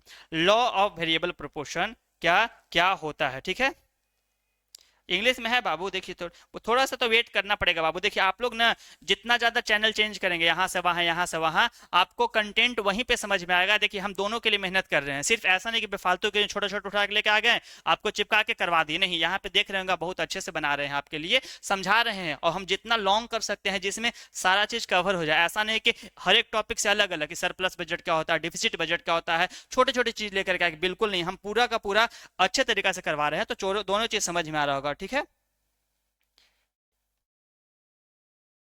ठीक है, हाँ हाँ देखते हैं, ठीक है। देखिए अब होता क्या है, लॉ ऑफ वेरिएबल प्रोपोर्शन। देखिए सबसे पहले बताया ना कि जो भी पॉइंट है उसको एक्सप्लेन करना है। अब यहाँ पे दिया 3 stages of law of variation of proportion, तो आप डायरेक्ट उसको 3 स्टेजेस मत लिख दीजिए कि भैया लिख दिए आंसर मिल जाएगा, नहीं मिलेगा बाबू। आंसर तब मिलेगा, पूरा नंबर तब मिलेगा जब आप इसको एक्सप्लेन भी करेंगे। बताया ना कि एक्सप्लेन जरूर करना है आपको, ठीक है। 3 मार्क्स में आपको देखने के लिए मिलेगा मैक्सिमम, ठीक है। देखिए लॉ ऑफ वेरिएबल प्रोपोर्शन क्या होता है, तो this law state that when more and more unit of variables factor are added to a fix factor. देखिए फिक्स फैक्टर क्या होता है, जो आप जैसे जमीन हो गया, ऐसे फिक्स फैक्टर हो, मतलब फिक्स चीज जिस पे चेंजेस ना हो। जैसे पॉपुलेशन में तो चेंजेस होता है, ठीक है, लेकिन कुछ ऐसे चीज होते हैं जिसमें चेंजेस नहीं, रॉ मटेरियल में चेंजेस होता है, उसका पैसा चेंज हो सकता है, ठीक है। तो ध्यान से देखिएगा। हाँ गुड इवनिंग, गुड इवनिंग। क्या है देखिए कि this law state that when more and more unit, यानी जितना ज्यादा यूनिट वेरिएबल करेगा, are added to a fix factor total production, जिसको टीपी बोलते हैं, याद रखिएगा। First increase at an increasing rate और देन एट द डिक्रीजिंग। सबसे पहले क्या होगा, इंक्रीज होगा इंक्रीजिंग रेट पे, और उसके बाद डिक्रीज हो जाएगा डिक्रीजिंग रेट पे, फाइनली स्टार्ट फॉलोइंग, उसका धीरे धीरे फॉलो करना शुरू करेगा। देखिए बताए थे ना कि कुछ ऐसे चीजें होते हैं, क्या होते हैं, ठीक है, कुछ ऐसे चीज होती है जिसका रेट कितना भी बढ़ जाए, उसका जो खरीदारी वाले लोग होते हैं, जो खरीदने वाले कंज्यूमर कम नहीं करते हैं। कैसे, जो इसेंशियल प्रोडक्ट बताए थे, जैसे चावल हो गया, गेहूं हो गया, आटा हो गया, ये लोगों का इसेंशियल चीज है। इसका दाम यदि 1000 रुपए किलो भी हो जाता है तो लोग खरीदेंगे, गरीब हो अमीर हो कैसे भी करके खरीदेंगे, क्योंकि उनको जीने का एकमात्र तरीका चावल दाल सब्जी है, ठीक है। तो वही चीज यहाँ पे है, ठीक है। अब 3 स्टेज क्या होता है, पहला स्टेज होता है स्टेज ऑफ इंक्रीजिंग रिटर्न, कि क्या होता है इंक्रीजिंग रिटर्न, यानी कि जो टीपी बताए थे कि फुल फॉर्म याद है, टीपी का मतलब होता है टोटल प्रोडक्ट। क्या होता है, टोटल प्रोडक्ट, ठीक है, टोटल प्रोडक्ट, ठीक है, ठीक है। अब एमपी का मतलब लिख दिए है, मार्जिनल प्रोडक्ट होता है, एपी का मतलब एवरेज प्रोडक्ट होता है। तीनों याद रखिएगा। क्या बोले कि जो TP total product increase at an increasing rate, जब इंक्रीज करेगा इंक्रीजिंग रेट पे, तो MP and AP both rise. तो एमपी यानी कि जो आपका मार्जिनल प्रोडक्ट होगा और जो आपका एवरेज प्रोडक्ट होगा, दोनों क्या होगा, बढ़ेगा। याद रखिए क्या बोले कि जब टीपी इंक्रीज करेगा तो आपका एमपी और एपी भी बढ़ेगा। क्या बढ़ेगा, टीपी इंक्रीज करेगा तो एमपी और एपी भी बढ़ेगा। And where AP is maximum, और वहां पे खत्म हो जाएगा जहां पे एपी यदि मैक्सिमम हो गया, एवरेज प्रोडक्ट खत्म हो गया, तो पूरा का पूरा खत्म हो जाएगा, वही मैक्सिमम होगा। दूसरा होता है डिमिनिशिंग रिटर्न, यानी कि कम होना। कैसे होता है, देखिए सबसे याद रखिएगा मोस्ट इंपोर्टेंट स्टेज है, सेकेंड स्टेज पूछता है कि तीनों में से कौन सा स्टेज सबसे ज्यादा इंपॉर्टेंट होता है, तो आपका सेकेंड स्टेज सबसे ज्यादा इंपॉर्टेंट होता है। इसमें क्या होता है, जो टोटल प्रोडक्ट है जब वो इंक्रीज करेगा एट एमपी फॉल्स, तो एमपी क्या करेगा, यानी कि मैक्सिमम जो मार्जिनल प्रोडक्ट है वो फॉल करना शुरू कर देगा, बट पॉजिटिव रहेगा। क्या बोले कि एमपी जब एमपी से एपी, तो एमपी बड़ा रहेगा एपी से। इंड तब होगा जब एमपी 0 होगा और टीपी मैक्सिमम होगा। क्या बोले, इंड तब होगा जब एमपी 0 रहेगा और टीपी मैक्सिमम रहेगा, तब जाकर के होगा, ठीक है, ठीक है। अब नेक्स्ट क्या है, स्टेज ऑफ निगेटिव रिटर्न्स। क्या होता है, स्टेज बताना निगेटिव रिटर्न्स का। TP started to fall, TP क्या करेगा, फॉल करना शुरू करेगा। देखिए एमपी बिकम निगेटिव, एमपी क्या हो जाएगा, निगेटिव हो जाएगा, और MP is negative, TP declines, ठीक है। एक क्लास देखिए लाएंगे जहां पे सारा डायग्राम वाला चीट करवा देंगे, ठीक है ना। आप टेंशन थोड़ा सा वेट कर लीजिए, आज या कल में डाल देंगे, वहां पे सारा चीज हो जाएगा। एक बार हिंदी वाले बच्चे देख के समझ लीजिए क्या होता है। परिवर्तनशील अनुपात का नियम ये बताता है कि जब स्थिर साधन, कोई भी आपका साधन जो कि स्थिर है और के साथ परिवर्तनशील साधन जैसे कि श्रम हो गया, श्रम क्या बताया, जैसे अभी बताया कुछ चीजें चेंज होता है, जैसे कि मटेरियल हो गया, जैसे रॉ मटेरियल हो गया, वह क्या होगा, चेंजेस हो कि नहीं होगा। आज उसका दाम 100 रुपया है, कल 120 हो सकता है। जो लेबर है उनका कॉस्ट चेंजेस हो सकता है, तो कुछ चीज चेंज होता है, लेकिन कुछ कुछ फिक्स रहता है। जैसे अधिक इकाई लगाई जाती है तो कुल उत्पादन जो टीपी होता है, क्या बोले, कुल उत्पादन जो टीपी होता है वह पहले बढ़ती है और फिर घटती है और से बढ़ता है और अंत में घटने लगता है, लास्ट में क्या होने लगता है, घटने लगता है, याद रखिएगा। ठीक है, तो ये पूरा का पूरा प्रोसेस था, तीनों चीज समझिएगा। और एक बार स्क्रीनशॉट, हिंदी मीडियम वाले बच्चे थोड़ा सा ज्यादा फोकस कीजिए बाबू, इसलिए ना क्योंकि आपको लिखना पड़ेगा अच्छे तरीके से। इंग्लिश वाले के लिए बहुत ज्यादा कंटेंट मिल जाता है, हिंदी वालों को परेशानी होता है, तो आप एक बार इसको अच्छे से स्क्रीनशॉट लीजिएगा, कॉपी में जाकर के लिख लीजिएगा। पहला चरण होता है इंक्रीजिंग रिटर्न, जिसमें बढ़ते प्रतिफल का चरण बोलते हैं। और इस चरण में जो कुल उत्पादन होता है वो बढ़ती दर से बढ़ता है, और सीमांत उत्पादन जो होता है, मार्जिनल प्रोडक्ट, वो बढ़ता है, और फिर औसत उत्पादन जो होता है, एवरेज प्रोडक्ट, वो भी बढ़ने लगता है। दूसरा क्या होता है, द्वितीय चरण, जो कि सबसे ज्यादा इंपॉर्टेंट होता है। और तीसरा आपका होता है तृतीय चरण, निगेटिव रिटर्न्स, यानी कि ऋणात्मक प्रतिफल का चरण होता है। इस चरण में टीपी घटने लगता है और एमपी ऋणात्मक निगेटिव हो जाता है। इस चीज को लिखिए, इस चीज को कंप्लीट कीजिए। नेक्स्ट देखिए, नेक्स्ट है आपका GDP can not be the measurement of welfare of a country. GDP क्या होता है बताया था, ग्रॉस डोमेस्टिक प्रोडक्ट। हम लोग उसको बोलते हैं जब किसी भी देश में एक साल के अंदर में जितने भी प्रोडक्ट बनाया जाए और उसका जो फाइनल गुड्स का रेट होता है उसको जोड़ा जाए। बताया था कि इंटरमीडिएट गुड्स को ऐड नहीं करते, ऐसा इसलिए करते हैं क्योंकि यदि इंटरमीडिएट गुड्स को ऐड कर देंगे तो हम लोग डबल काउंटिंग कर देंगे, और डबल काउंटिंग करने से वजह से जीडीपी का बहुत ज्यादा वैल्यू आ जाएगा, जो कि रियल नहीं होगा, और उससे एक देश का रियल में उसका जो इकोनॉमिक है वो पता नहीं चलेगा। ठीक है, जीडीपी समझा चुके हैं, जीडीपी बता चुके हैं, बहुत इजी टॉपिक था। लेकिन अब बताना है क्या क्या जीडीपी से हम लोग बता सकते हैं कि किसी देश का इकोनॉमी कैसा है। ऐसे समझिए जीडीपी क्या होता है। आप लोग क्लास में 5 लोग रह रहे होंगे, ठीक है, सब लोग टिफिन लेकर के आ रहे होंगे, ठीक है, पैसा भी पॉकेट मनी मिल रहा होगा। एक बच्चा को हम सपोज कीजिए कि 1000 दे देते हैं, कितना देते हैं, देखिए क्या होता है, जीडीपी समझा रहे हैं, ध्यान से देखिएगा। ठीक है, क्या बोले, जीडीपी देखिए क्या होता है, सिंपल। सपोज कीजिए एक बच्चा 1000 रुपया लाता है, ठीक है, दूसरा बच्चा 800 रुपया लाता है, तीसरा बच्चा 500 रुपया लाता है, और आप रहे गरीब ठहरे तो आप 100 रुपया आपको मिला घर से। ठीक है, बदमाशी करते होंगे, 100 रुपया मिला। ये 4 बच्चे हैं, सबको इतना इतना पैसा मिल रहा है। ठीक है, अब बताइए कि जो जीडीपी होगा तो क्या इस सारे चीजों का जीडीपी का मतलब होता है सबको जोड़ देना है, क्या करना है, सबको एवरेज निकालना है, सबको जोड़ देना है। जोड़ते हैं तो क्या होता है, जीडीपी तो पूरा समझा दिया ना। अब जीडीपी का फैक्टर कैसे काम करते हैं, जीडीपी से हम लोग बता सकते हैं कि देश अमीर है कि गरीब है। जैसे हमारे देश को लोग क्या बोलते हैं कि हम लोग 4th नंबर का इकोनॉमी हो गए हैं, ठीक है, अब 3 नंबर का हो जाएंगे, तो क्या इससे देश में गरीबी खत्म हो गया? जीडीपी बढ़ रहा है तो लोगों का गरीबी भी खत्म होना चाहिए था ना, ऐसा क्यों नहीं हो पा रहा, वही समझा रहे हैं। यहाँ पे आपके इतना दोस्त है, देश का इकोनॉमी मान लीजिए सबका जोड़ के इसके बराबर है, कितना हो जाएगा, 10 8 18 18 और 1 19 19 20 2400। तो बताइए 2400 रुपया सबके पास है, यानी देश का इकोनॉमी जो है 2400 रुपया है। चारों, एक मान लीजिए एक देश है, इसमें 4 लोग रह रहे हैं, सबका इनकम इतना इतना है, और इस देश का पूरा इनकम जीडीपी जो है 2400 बन रहा है। ठीक है, तो बहुत ज्यादा अमीर लग रहा है, लेकिन अब इसको 6 से डिवाइड, 4 लोग हैं तो 4 से डिवाइड करते हैं, तो आपके हिसाब से एवरेज 600 आ रहा है, तो सबके पास 600 होना चाहिए था। लेकिन रियलिटी में ये जो एवरेज निकल रहा है, एवरेज इनकम निकल रहा है, क्या ये इनकम सबका है? नहीं ना, ये बस दिखाने के लिए कि भैया सबको इतना इतना रुपया मिल रहा है। लेकिन रियलिटी में ना जो 100 वाला है वो गरीब है बहुत ज्यादा, इसके पास पैसा नहीं है, ये 100 रुपया है, 500 का नुकसान में है, ये कभी भी बराबरी नहीं कर पाएगा। ठीक है, दूसरा 500 वाला भी गरीब है, लेकिन 800 1000 लाख बहुत ज्यादा अमीर है। तो वही चीज जीडीपी दिखाता है, कभी भी रियल चीजों को नहीं दिखा पाता है, वह सिर्फ और सिर्फ देश की चीजों को दिखाता है, जिसमें गरीबी छुपा हुआ रहता है, हेल्थ सेक्टर छुपा, सब कुछ छुपा हुआ है। यहाँ पे सिर्फ इतना दिखाया जाता है कि देश का जीडीपी बहुत ज्यादा ग्रो कर रहा है, तो देश बहुत ज्यादा ग्रो कर रहा है। रियलिटी में ऐसा नहीं होता है, वहां पे बाकी के लोग क्या करते हैं, बहुत ज्यादा दिक्कत का सामना कर रहे होते हैं, क्योंकि ये जो एवरेज निकलता है ना, वह जीडीपी निकलता है, वह कहीं ना कहीं वह देश के डेवलपमेंट को तो दिखा सकता है, लेकिन देश के रहने वाले लोगों के बारे में सही नॉलेज, सही मेजरमेंट और सही तरीके से डाटा प्रोवाइड नहीं करवा सकता है। बाबू इसी को हम लोग क्या बोलते हैं, ठीक है, इसी को हम लोग क्या बोलते हैं, तो जीडीपी बोलते हैं। तो क्यों नहीं दिखाता है, याद रखिएगा। तो जब भी क्वेश्चन आएगा कि GDP can not be the measurement of the welfare of a country, कि एक जीडीपी बहुत ज्यादा बड़ा है तो कभी भी एक देश के वेलफेयर को नहीं दिखा सकता है। तो डू यू एग्री, यदि आप एग्री करते हैं तो यस लिखेंगे, और नहीं करते तो नो लिखेंगे। लेकिन नो लिखने गलती नहीं कीजिएगा, क्योंकि नो लिख ही नहीं सकते, बताया ना। एवरेज वैल्यू जब भी निकलता है बाबू, तो वह कभी भी, क्या बोले, एवरेज वैल्यू जब भी निकलता है तो वह कभी भी क्या नहीं हो सकता है, तो सबको इक्वल जगह पे लाकर खड़ा नहीं कर सकता है। ये चीज याद रखिए, इसीलिए आप नो कभी मत लिख दीजिएगा, वरना नो लिखने के बाद ना डिफेंड करना मुश्किल हो जाएगा। हर एक चीजों में डिफेंड करना आसान नहीं होता है। ठीक है, आपको डिफेंड वही करना है जहां पे आपको उसके बारे में नॉलेज हो। तो यहाँ पे आपको डिफेंड नहीं करना है कि सर हो सकता है, ऐसा नहीं होगा। Give reason in support your answer. तो यदि आप यस बोलते हैं, क्योंकि हम बोलते हो कि यस ही बोलना है, क्यों बोलना समझा दिए, क्योंकि सबके पास अलग अलग अलग पैसा है, ठीक है। जीडीपी का कितना भी रेट हो, जैसे अभी जीडीपी मान लीजिए इंडिया का 1 लाख करोड़ है, ठीक है।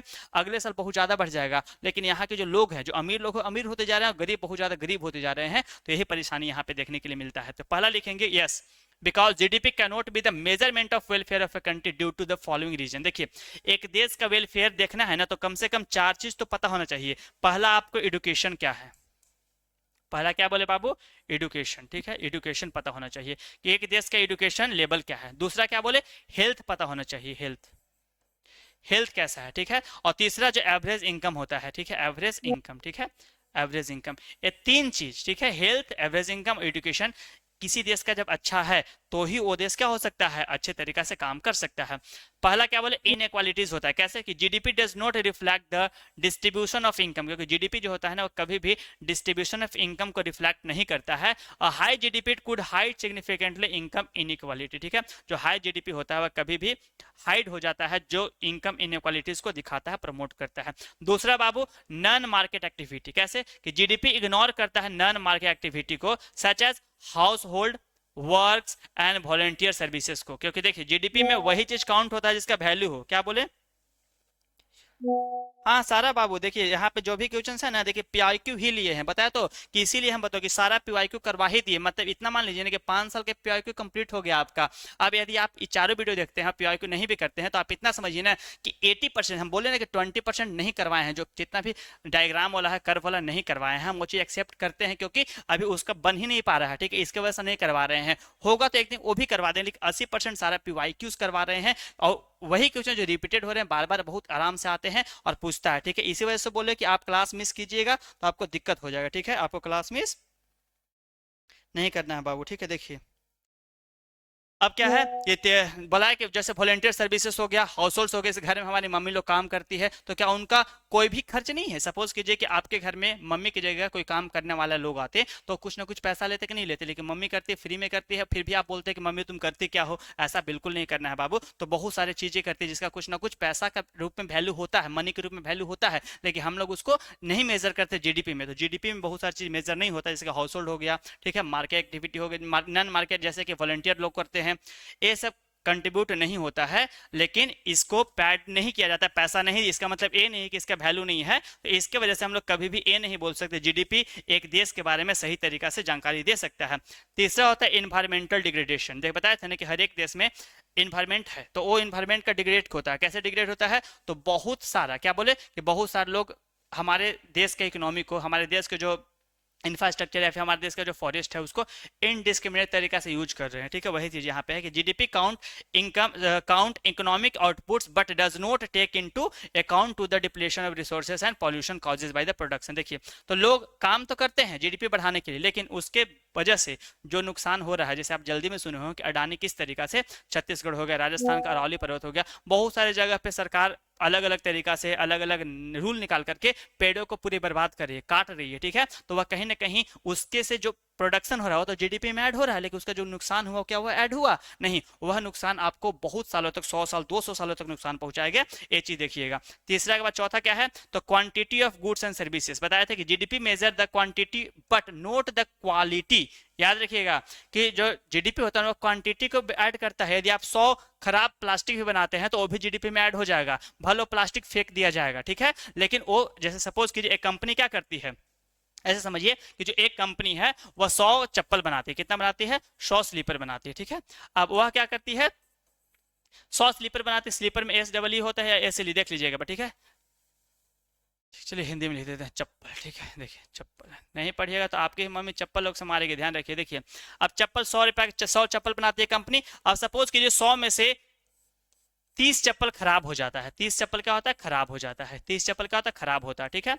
तो याद रखिएगा जो 30 चप्पल खराब हो गया ना बाबू, तो ये ऐसा नहीं कि कंपनी 30 का पैसा नहीं देगी। कंपनी जो है जीडीपी में क्या काउंट होगा, जो 30 खराब हो चाहे अच्छा कोई फर्क नहीं पड़ता, 100 का रेट जो बना है ना वो जीडीपी में काउंट होगा। सपोज कि एज का रेट 10 रुपया है तो 100 का रेट 1000 होगा और जीडीपी में 1000 रुपया काउंट हो जाएगा। क्या बोले, 1000 काउंट हो जाएगा। लेकिन 30 खराब हो गया है तो क्या इसका यूज हो रहा है? नहीं हो रहा है, तो ये सब चीजों को भी काउंट नहीं होता है। यही चीज यहाँ पे बताने की कोशिश किया जा रहा है। और लास्ट क्या है, और साथ में और भी बहुत सारी चीजों को ऐड नहीं हो, जैसे हेल्थ केयर हो गया और एजुकेशन, लाइफ, ये सब चीजों में बहुत सारी चीज ऐड नहीं हो पाता है। 10 GDP is a narrow measure, तो जीडीपी एक नैरो मेजर है जो पूरी तरीके से हम लोग अपने देश में माप लेते हैं। And we need to consider broader indicators of welfare to measure the actual well, इसीलिए हम लोग एक ब्रोडर इंडिकेटर का यूज करना पड़ेगा जिससे हमको उसके वेलफेयर के बारे में बता देंगे। क्या करेंगे? ठीक है, बता देंगे। ठीक है, नेक्स्ट देखिए अब क्या है। हिंदी वाले बच्चे फटाक से देख लीजिए क्या है। चलिए, हाँ, मैं इस कथन से सहमत हूं कि सरकार घरेलू उत्पाद, हिंदी में क्या बोलते हैं, सकल घरेलू उत्पाद बोलते हैं, किसी देश के कल्याण का सटीक मापन नहीं हो सकता है। क्यों नहीं हो सकता, बता चुके हैं। जीडीपी केवल एक वर्ष में उत्पादित वस्तुओं को, ठीक है, जो उत्पादित नहीं होते, जो सर्विस सेक्टर तो उसको ऐड नहीं कर पाता है। सेवाओं के कुल मौद्रिक मूल्य को मापता है, लेकिन यह समाज के वास्तविक जीवन स्तर, सुख सुविधा पूरी तरह नहीं दर्शाता है। इसके समर्थक के मुख्य तर्क ये है। सबसे पहला तर्क क्या है?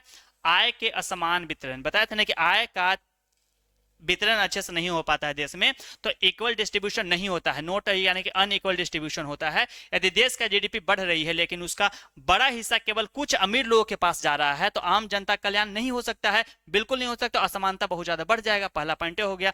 दूसरा पॉइंट, गैर मौद्रिक लेन देन। क्या बोले? गैर, जैसे कि नॉन मॉनेटरी, जैसे हमारे मम्मी लोग काम करती है, वॉलंटियर वर्कर्स काम करते हैं, तो उसके बारे में बोल रहा है कि यदि कल्याणकारी कार्य हो रहे हैं जिसमें घरेलू महिलाएं हो गई या फिर जो भी वॉलंटियर लोग हैं, जैसे कि देखते होंगे ना कि आप कहीं भी जाते होंगे तो 4 लोग 5 लोग 6 लोग फ्री में काम कर रहे, सेवा कर रहे होते, तो उनका काम भी नहीं जुड़ता। लेकिन ऐसा तो नहीं कि उनको पैसा नहीं मिलेगा, कहीं और काम करेंगे तो पैसा मिलेगा, लेकिन यहाँ पे वॉलंटियर वर्क करें तो पैसा उसका नहीं मिलता है, तो जीडीपी में शामिल नहीं होते हैं, जबकि ये समाज के लिए अत्यंत महत्वपूर्ण है। समाज के लिए क्या है? बहुत ज्यादा इंपॉर्टेंट है, क्योंकि सब पैसा के लिए ही काम करेगा तो बिल्कुल भी समाज सेवा नहीं हो पाएगा। और वस्तुओं की प्रकृति यानी कंपोजिशन ऑफ जीडीपी, जीडीपी यह नहीं देखता है कि उत्पादन किन वस्तुओं का हो रहा है। यदि शुद्ध के हथियारों का उत्पादन बढ़ता है तो जीडीपी तो बढ़ेगी, लेकिन इसमें नागरिकों के जीवन स्तर के कल्याण में सुधार नहीं होगा। ये सब सारा का सारा पॉइंट था जो कि आपको दिखाने का काम करता है, जीडीपी के बारे में समझाने का काम करता है बाबू। ठीक है, नेक्स्ट देखिए।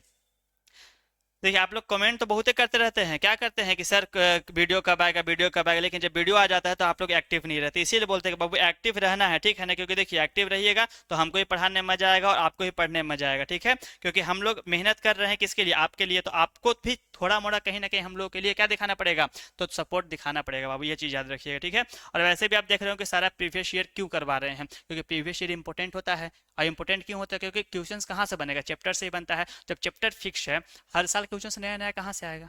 आप करंट अफेयर्स तो नहीं पढ़ रहे हैं कि हर साल नया नया आता है। ये फिक्स चैप्टर है, ठीक है, फिक्स थ्योरी है, ठीक है, फिक्स जितने भी इकोनॉमिस्ट है फिक्स है, वो सब चीज फिक्स है बाबू। तो जब वो फिक्स है तो क्वेश्चन भी फिक्स ही बनेगा। तो वही 5 साल 6 साल का देखिएगा, तो बार बार रिपीट होते रहेगा और बार बार आगे पीछे पूछते रहेगा। ठीक है, ठीक है, नेक्स्ट देखिए।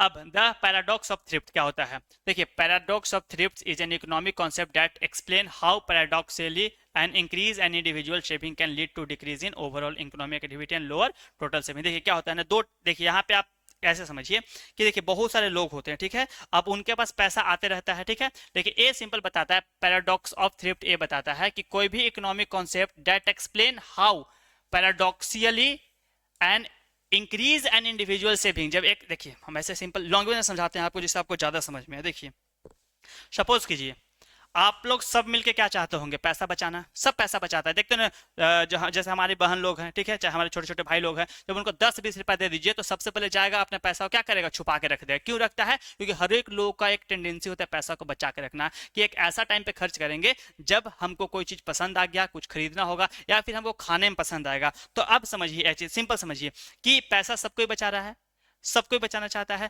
लेकिन एक टाइम ऐसा आएगा कि पैसा सिर्फ लोग बचाएगा लेकिन उसके बदले में सामान नहीं खरीदेगा। क्या बोले? पैसा सबको ही बचाएगा लेकिन सामान नहीं खरीदेगा। तो जो सामान था, जो सामान का प्रोडक्शन हो रहा है, उसका रेट क्या हो जाएगा? कम हो जाएगा, खत्म हो जाएगा। तो वही चीज दिखाता है कि बचाना सही चीज है, लेकिन आखिर बचाने कब तक? ठीक है, बचाएं कब तक? यदि बचाने के बाद खरीद ही नहीं रहे हैं तो ना तो सामान का वैल्यू रहेगा जो बन रहा है, ना ही पैसा का वैल्यू रह जाएगा, एक दिन सब कुछ खत्म हो जाएगा। वही चीज यहाँ पे एक्सप्लेन करना है, हिंदी में समझा दिए, अब इंग्लिश में देख लीजिए और उसी को लिखना है। सबसे पहले क्या बोले कि जो भी इंडिविजुअल्स है जो वो सेव करेगा तो कहीं ना कहीं उससे इकोनॉमिक एक्टिविटी में डिक्रीजमेंट होगा, हो कि नहीं होगा बाबू? बताइए। क्या बोले कि जब आप पैसा बचा रहे हैं, खरीद ही नहीं रहे, तो इकोनॉमी में पैसा जा रहा है? नहीं जा रहा है। पैसा का हमेशा लेन देन होते रहता है, ठीक है, तभी जाकर इकोनॉमी बढ़ता है, वरना इकोनॉमी नहीं बढ़ता है। और जो टोटल सेविंग आपका बढ़ेगा, लेकिन एक टाइम ऐसा है कि उस पैसा का वैल्यू ही नहीं रहेगा और टोटल सेविंग ही खत्म हो जाएगा और वही देश का इकोनॉमी भी खत्म हो जाएगा। अब इसमें क्या क्या पॉइंट ऐड करेंगे? पहला, इंक्रीज सेविंग। क्या होता है इसे? कि people decided to save more for the future. हर एक इंसान चाहता है कि हमको फ्यूचर के लिए बहुत ज्यादा पैसा बचाना है, लेकिन due to fear of recession और अदर रीजन, क्योंकि उसको पता है कि पैसा नहीं बचाएंगे तो रिसेशन आएगा। रिसेशन का मतलब क्या होता है? जब रिसेशन आएगा तो उस टाइम पे पैसा का हमको जरूरत पड़ेगा। पैसा कहां से लाएंगे? कमाएंगे नहीं। रिसेशन का सिंपल मतलब है, देखिए बाबू, क्या है रिसेशन? देखिए, जो भी वर्ड आता है ना, हम एक्सप्लेन इसीलिए करते हैं बाबू कि आप लोग को याद रहे। देखिए, रिसेशन का सिंपल मतलब होता है कि जब देश में क्या होता है, जब देश में जॉब खत्म हो गया, बिजनेस अपॉर्चुनिटी खत्म हो गया, ठीक है, या फिर जॉब खत्म हो गया, जब लोगों के पास जॉब ही नहीं है, काम करने के लिए कुछ चीज है ही नहीं, तो देश रिसेशन में चला जाता है, ठीक है। देश के पास कोई ऑप्शन नहीं बच जाता है, देश बर्बाद हो जाता है, उसी को रिसेशन बोलते हैं। जब लोगों के पास पैसा है ही नहीं, तो पैसा कहाँ से आएगा? जो पैसा बचा के रखा है उसी से आएगा, ठीक है। अब दूसरा पॉइंट यहाँ पे कि फेल इन डिमांड। बताया था कि जब पैसा लोग बचाएंगे तो डिमांड क्या होगा? कम होकर बढ़ेगा, डिमांड कम होते जाएगा। तो reduce consumptions lead to the drop in demand for good and services. क्या बोले? कि गुड एंड सर्विसेज के लिए जो डिमांड होगा कम हो जाएगा, लोग अब एक्स्ट्रा चीज करेंगे नहीं। देखे ना, कभी आप घूमने जाते होंगे दोस्त लोग के साथ में, तो एक दोस्त बहुत अमीर होता है ग्रुप में और बाकी लोग गरीब होते हैं। हम लोग गरीब में आते हैं कि अमीर में आते हैं? बताइए कमेंट करके, कौन कौन गरीब में आता है, कौन कौन अमीर में आता है, ठीक है। तो क्या बोले कि जो दोस्त लोग होते हैं, एक अमीर होता है, जहां जाएगा वहां कुछ ना कुछ खाएगा, और बाकी लोग बोले हमको नहीं खाना है भाई, हमको नहीं खाना है भाई। ऐसा क्यों होता है?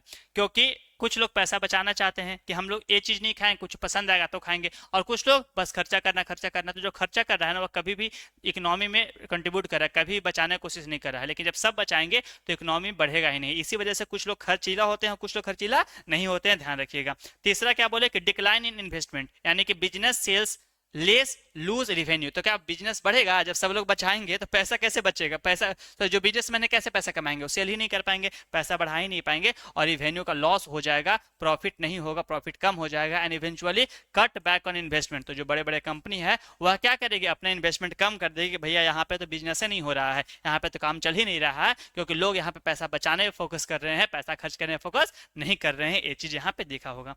Last point, reduced income. क्या होगा? व्हेन बिजनेसमैन इन्वेस्ट लेस, जब बिजनेसमैन इन्वेस्ट लेस करेंगे तो बताया ना बाबू, देखिए बिजनेसमैन किसी देश को चलाता है, कैसे चलाता है बाबू? देखिए, यदि आपके एरिया में एक भी कंपनी नहीं है तो समझिए कि आपके एरिया में जितने भी काम करने लोग हैं उनको बाहर जाना पड़ता है। लेकिन सपोज कीजिए ना कि आपके एरिया में सिर्फ एक छोटा सा कोई भी, जहां पे 50 लोगों को काम मिल जाए, तो आप इतना समझिए आपके गांव में 50 लोगों को काम मिलेगा और वो 50 लोग बाहर नहीं जाएंगे। तो एक कंपनी जब आता है ना, तो कैसे उस एरिया को कन्वर्ट कर देता है। और एक कंपनी तभी चलेगा बाबू ने जब उस कंपनी का सामान लेगा कोई, बिकेगा कोई, क्योंकि जो 50 लोग काम कर रहे हैं ना, वही आसपास के 1000 लोग उनसे सामान खरीदते हैं, तब वो 50 लोगों को काम मिल रहा है। कंपनी अपने पैकेट से पैसा कभी नहीं देगा, वह हमेशा चाहेगा कि जो इन्वेस्टमेंट है वो मेरा पैसा निकले, तब जाकर के हम और इन्वेस्ट करेंगे। तो वही बता रहा है कि जब बिजनेसमैन इन्वेस्ट करना कम कर देंगे और लोअर कर देंगे वेजेस देना, leading to the fall of economy, जिससे इकोनॉमी का फॉल हो जाएगा, जीडीपी कम हो जाएगा, जॉब्स कम हो जाएगा और देश बर्बाद हो जाएगा, देश खतरे में चला जाएगा। इसी वजह से बताया कि जो पैराडॉक्सल ऑफ थ्रिफ्ट होता है वह किस तरीका से निगेटिव काम करता है, किस तरीका से सब लोग यदि पैसा बचाने पे आ जाए तो कैसे देश का इकोनॉमी पूरी तरीके से बर्बाद हो सकता है। Hence an increase in household saving में lead to the decrease in overall saving. तो क्या बताएं कि जो पैसा आप हाउस होल्ड में बचा रहे हैं उसके वजह से आपका पूरा जो सेविंग है उसमें डिक्रीजमेंट आ जाएगा, and cause slow down in the overall economy, और जिससे हमारे इकोनॉमी में स्लो डाउन आ जाएगा, हमारे इकोनॉमी में परेशानी आ जाएगा, दिक्कत आ जाएगा। समझ में आ रहा है? एक बार सारे लोग बताइए, सबको समझ में आ रहा है ना? देखिए, अब क्या है हिंदी में मित व्यत, क्या बोलते हैं? मित व्ययिता बोलते हैं। देखिए, हिंदी में तो हमको बहुत मेहनत करना पड़ता है बाबू, याद रखिएगा, ठीक है ना। खोजिए, फिर अच्छा सा आंसर देखिए, फिर बताइए, ठीक है ना। तो इसीलिए बोलते हैं हिंदी वाले बच्चे कि थोड़ा सा सपोर्ट दिखाइए। एक बार सारे लोग ना शेयर कीजिए, सब लोग एक बार दोस्तों के साथ शेयर कर दिया कीजिए, बता दिया कीजिए कि इकोनॉमिक्स देखना है, चाहे इंग्लिश देखना है, चाहे मैथ देखना है, तो आप विद्या केंद्र यूट्यूब चैनल पे चले जाएं, वहां पे आपको अच्छे कंटेंट मिलेंगे। और सारे हम प्रीवियस ईयर पे ज़्यादा रिलाय करते हैं। क्यों करते हैं? देखिए, यदि आप पहले प्रीवियस ईयर कर लेते हैं तो आपका 60% काम हो जाता है। क्या बोले, यदि प्रीवियस ईयर कर लेते हैं बाबू तो 60% काम तो आपका हो गया, बचा 40%। और जो 40% होता है ना उसमें से 20% आपको बार बार रिवाइज करने से आता है, और जो बहुत मेहनत वाले बच्चे हैं उनको 90-90% भी आता है। लेकिन 60 नंबर आपको प्रीवियस ईयर से मिलेगा और 20% आपको खुद से मेहनत करना पड़ेगा, बाकी चीजों पे दिमाग लगाना पड़ेगा, कैसे इस क्वेश्चंस को फ्रेम किया गया, कैसे उसका आंसर हम फ्रेम करें, वो आप पे डिपेंड, आपका जो माइंडसेट होता है उस पर डिपेंड करता है। कभी भी एग्जाम में डरना नहीं है, आप यदि अच्छे से लिखेंगे, समझ के लिखेंगे तो आपका दिमाग वहां पे वर्क करेगा। यदि आपका दिमाग ब्लॉक हो जाता है तो आप अच्छे चीजों को भी भूल जाते हैं, तो इस चीज का ध्यान रखिएगा, ठीक है।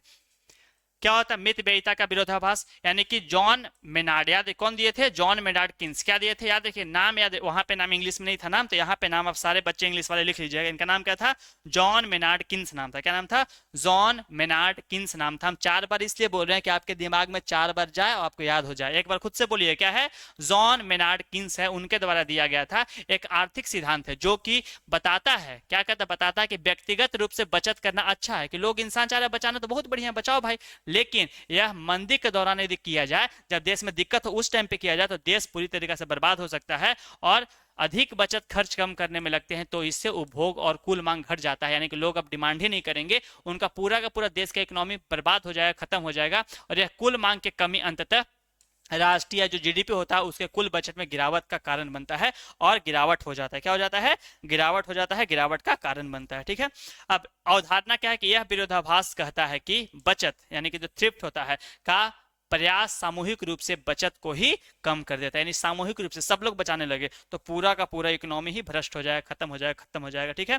अब प्रक्रिया बचत बढ़ाने में उपभोग स्पेंडिंग कम होता है, मांग कम होती है, और उत्पादन की नौकरियां घटती है, क्योंकि कंपनी इन्वेस्ट नहीं करना चाहेगी इंडिया में। बहुत सारे कंपनी इंडिया में क्यों आ रहे हैं बताइए,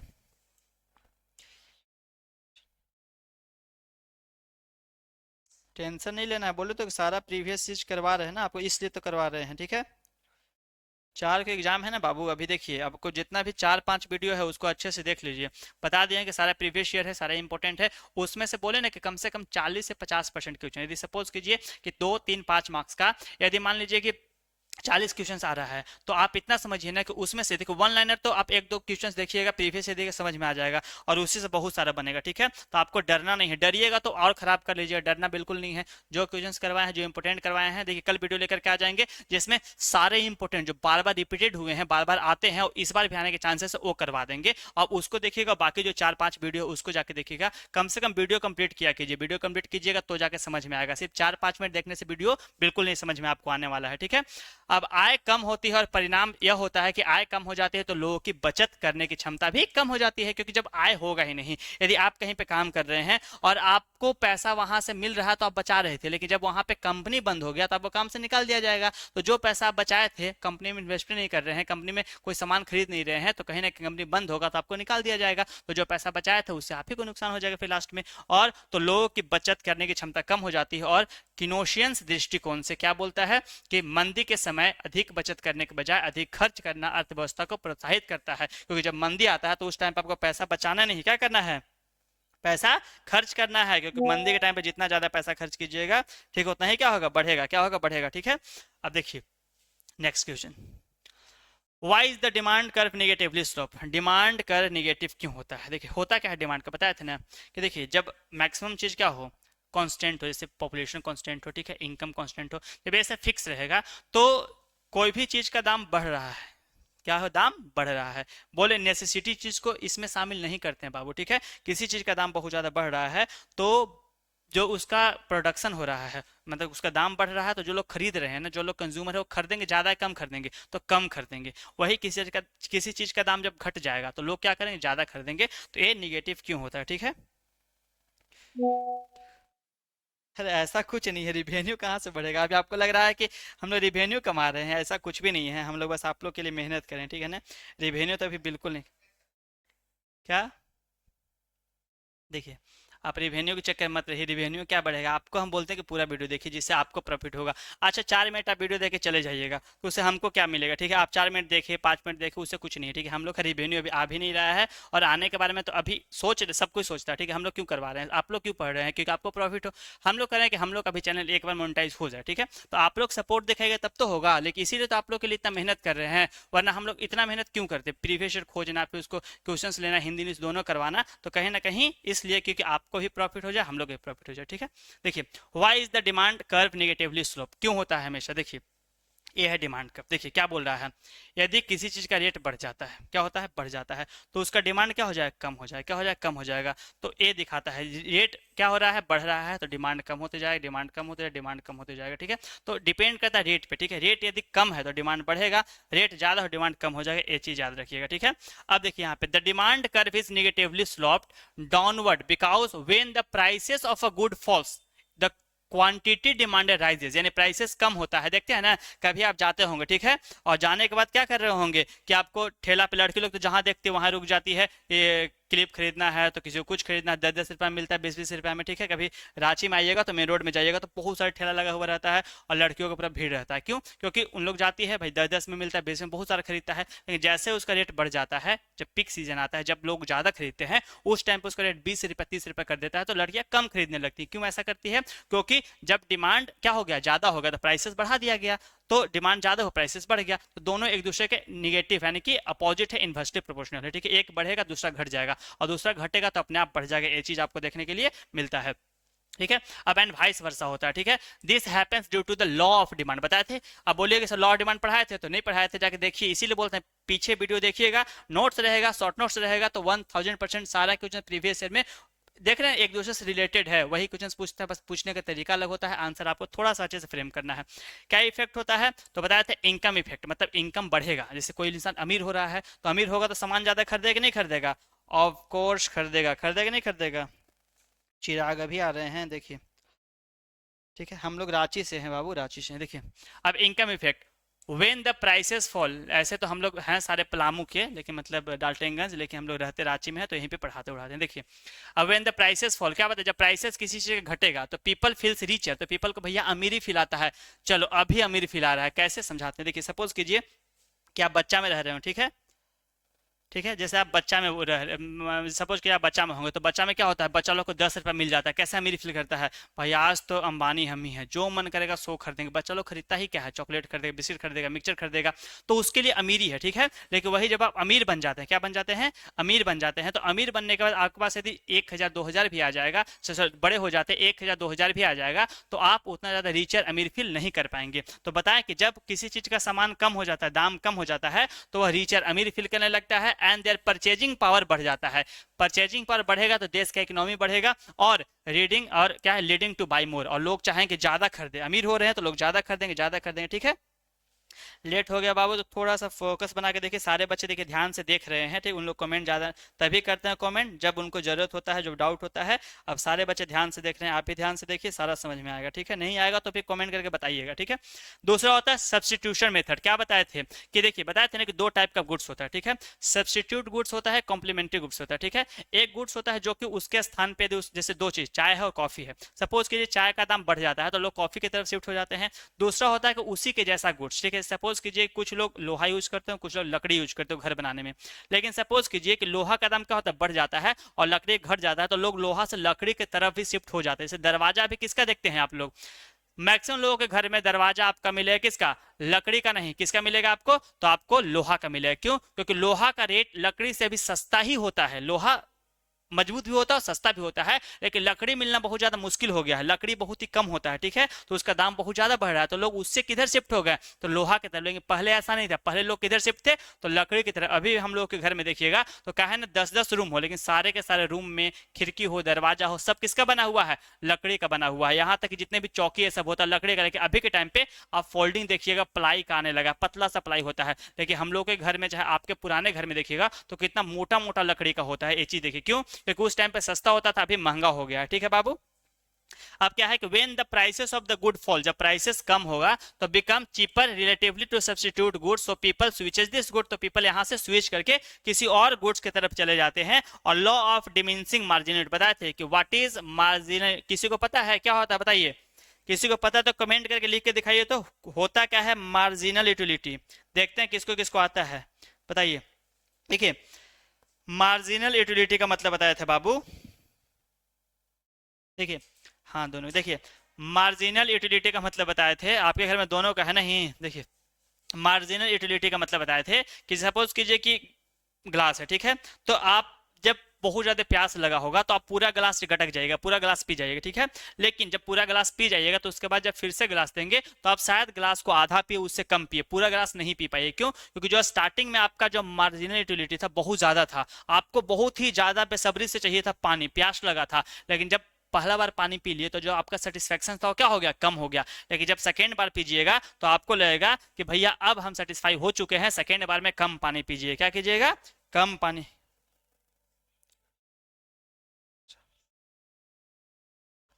देखिए, ठीक है, क्या होगा कि आपको बहुत ज्यादा कम प्यास लगेगा क्योंकि सेटिस्फेक्शन कम हो जाएगा। तो उसी को मार्जिनल यूटिलिटी बोलते हैं कि इंसान जब सामान खरीद लेता है तो उसका जो मार्जिनल यूटिलिटी होता है वो कम हो जाता है। जैसे देखिए, आप कहीं पिज्जा नहीं खाए होंगे तो आपको फील हो रहा होगा पिज्जा खाते मजा आ जाता, पिज्जा खाते मजा आ जाता, ठीक है। लेकिन जब आप खाते होंगे तो आपको कैसा फील होता है? अरे यार बेफालतू था, मजा नहीं आया, क्या खा लिए, वो उससे अच्छा तो कुछ और खा लेते। वही चीज है कि जब आप किसी चीज को खा लेते हैं तो शायद आपको उसका जो स्वाद है, चाहे उसका जो टेम्पटेशन है ना कि हमको चाहिए था, वो आप लेकर नहीं चाहिए, छोड़ दो भाई, तुम लेकर चल जाओ। वही चीज यहाँ पे, ठीक है। The law state that as people consume more unit, जब पीपल बहुत ज्यादा चीज खरीदते हैं तो the additional satisfaction from the new unit decrease, तो जो नया चीज लेने का होता है वह कम हो जाता है। और आप क्या करते हैं?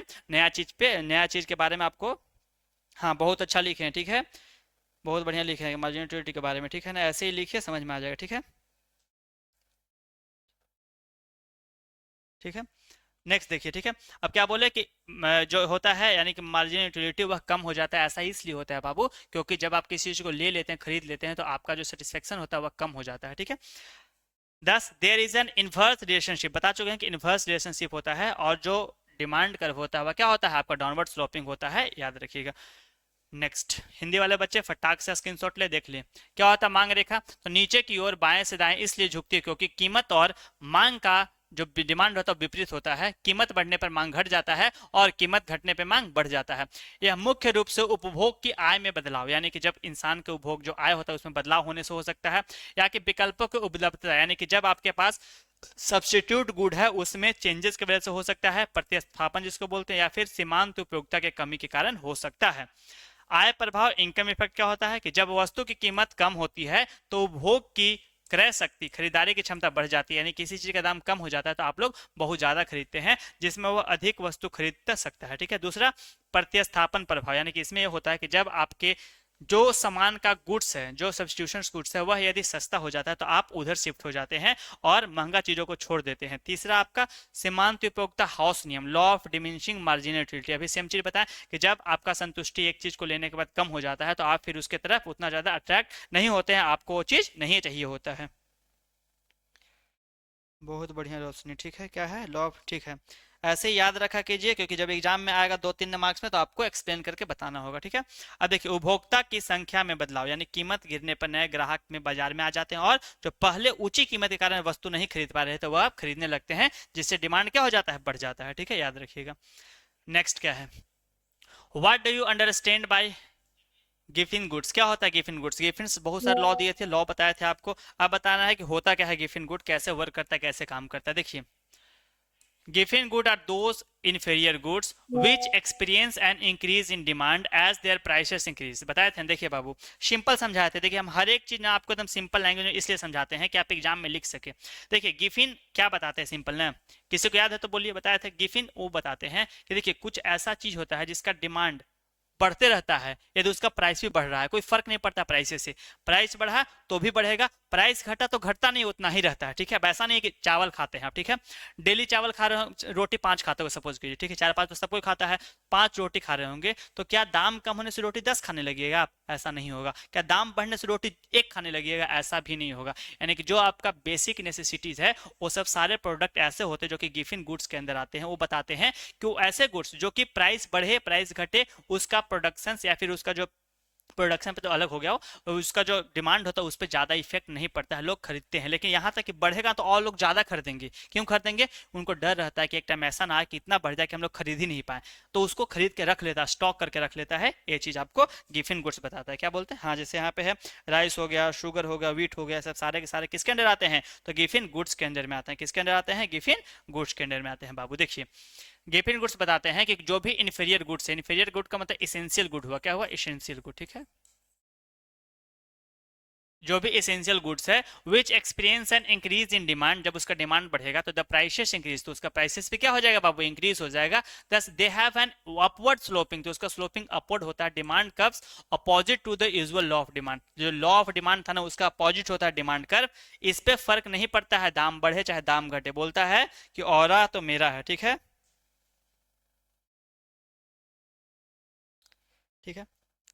देखिए बोले आपको कि अब देखिए सबके जैसा हम झूठ तो नहीं बोल सकते हैं कि आपको 100 में 100 आ जाएगा, लेकिन हम इतना बता रहे हैं आपको कि आप देखिए कम से कम बताया ना 60 से 70% जो क्वेश्चन होगा ना लॉन्ग आंसर टाइप वाला सारा यहीं से मिल जाएगा आपको। इतना 2, 3 और 5 नंबर वाला सारा मतलब 60 से 70% बता रहे हैं, ठीक है। हम सबके ऐसा बोल दे कि 100 में 100 हम बिल्कुल नहीं बोल सकते हैं। हमको बोलने के लिए भी कोई बोलेगा तो हम नहीं बोल सकते हैं, क्योंकि हम आपको बताएं कि इसके बाद जो भी इस ग्राफ वाला टॉपिक है उसको आपको देखना ही है। आप जाइए प्रीवियस से देखिए, उसको देखिए, समझिए, याद कीजिए, वो चीज आपको करना ही करना है, ठीक है।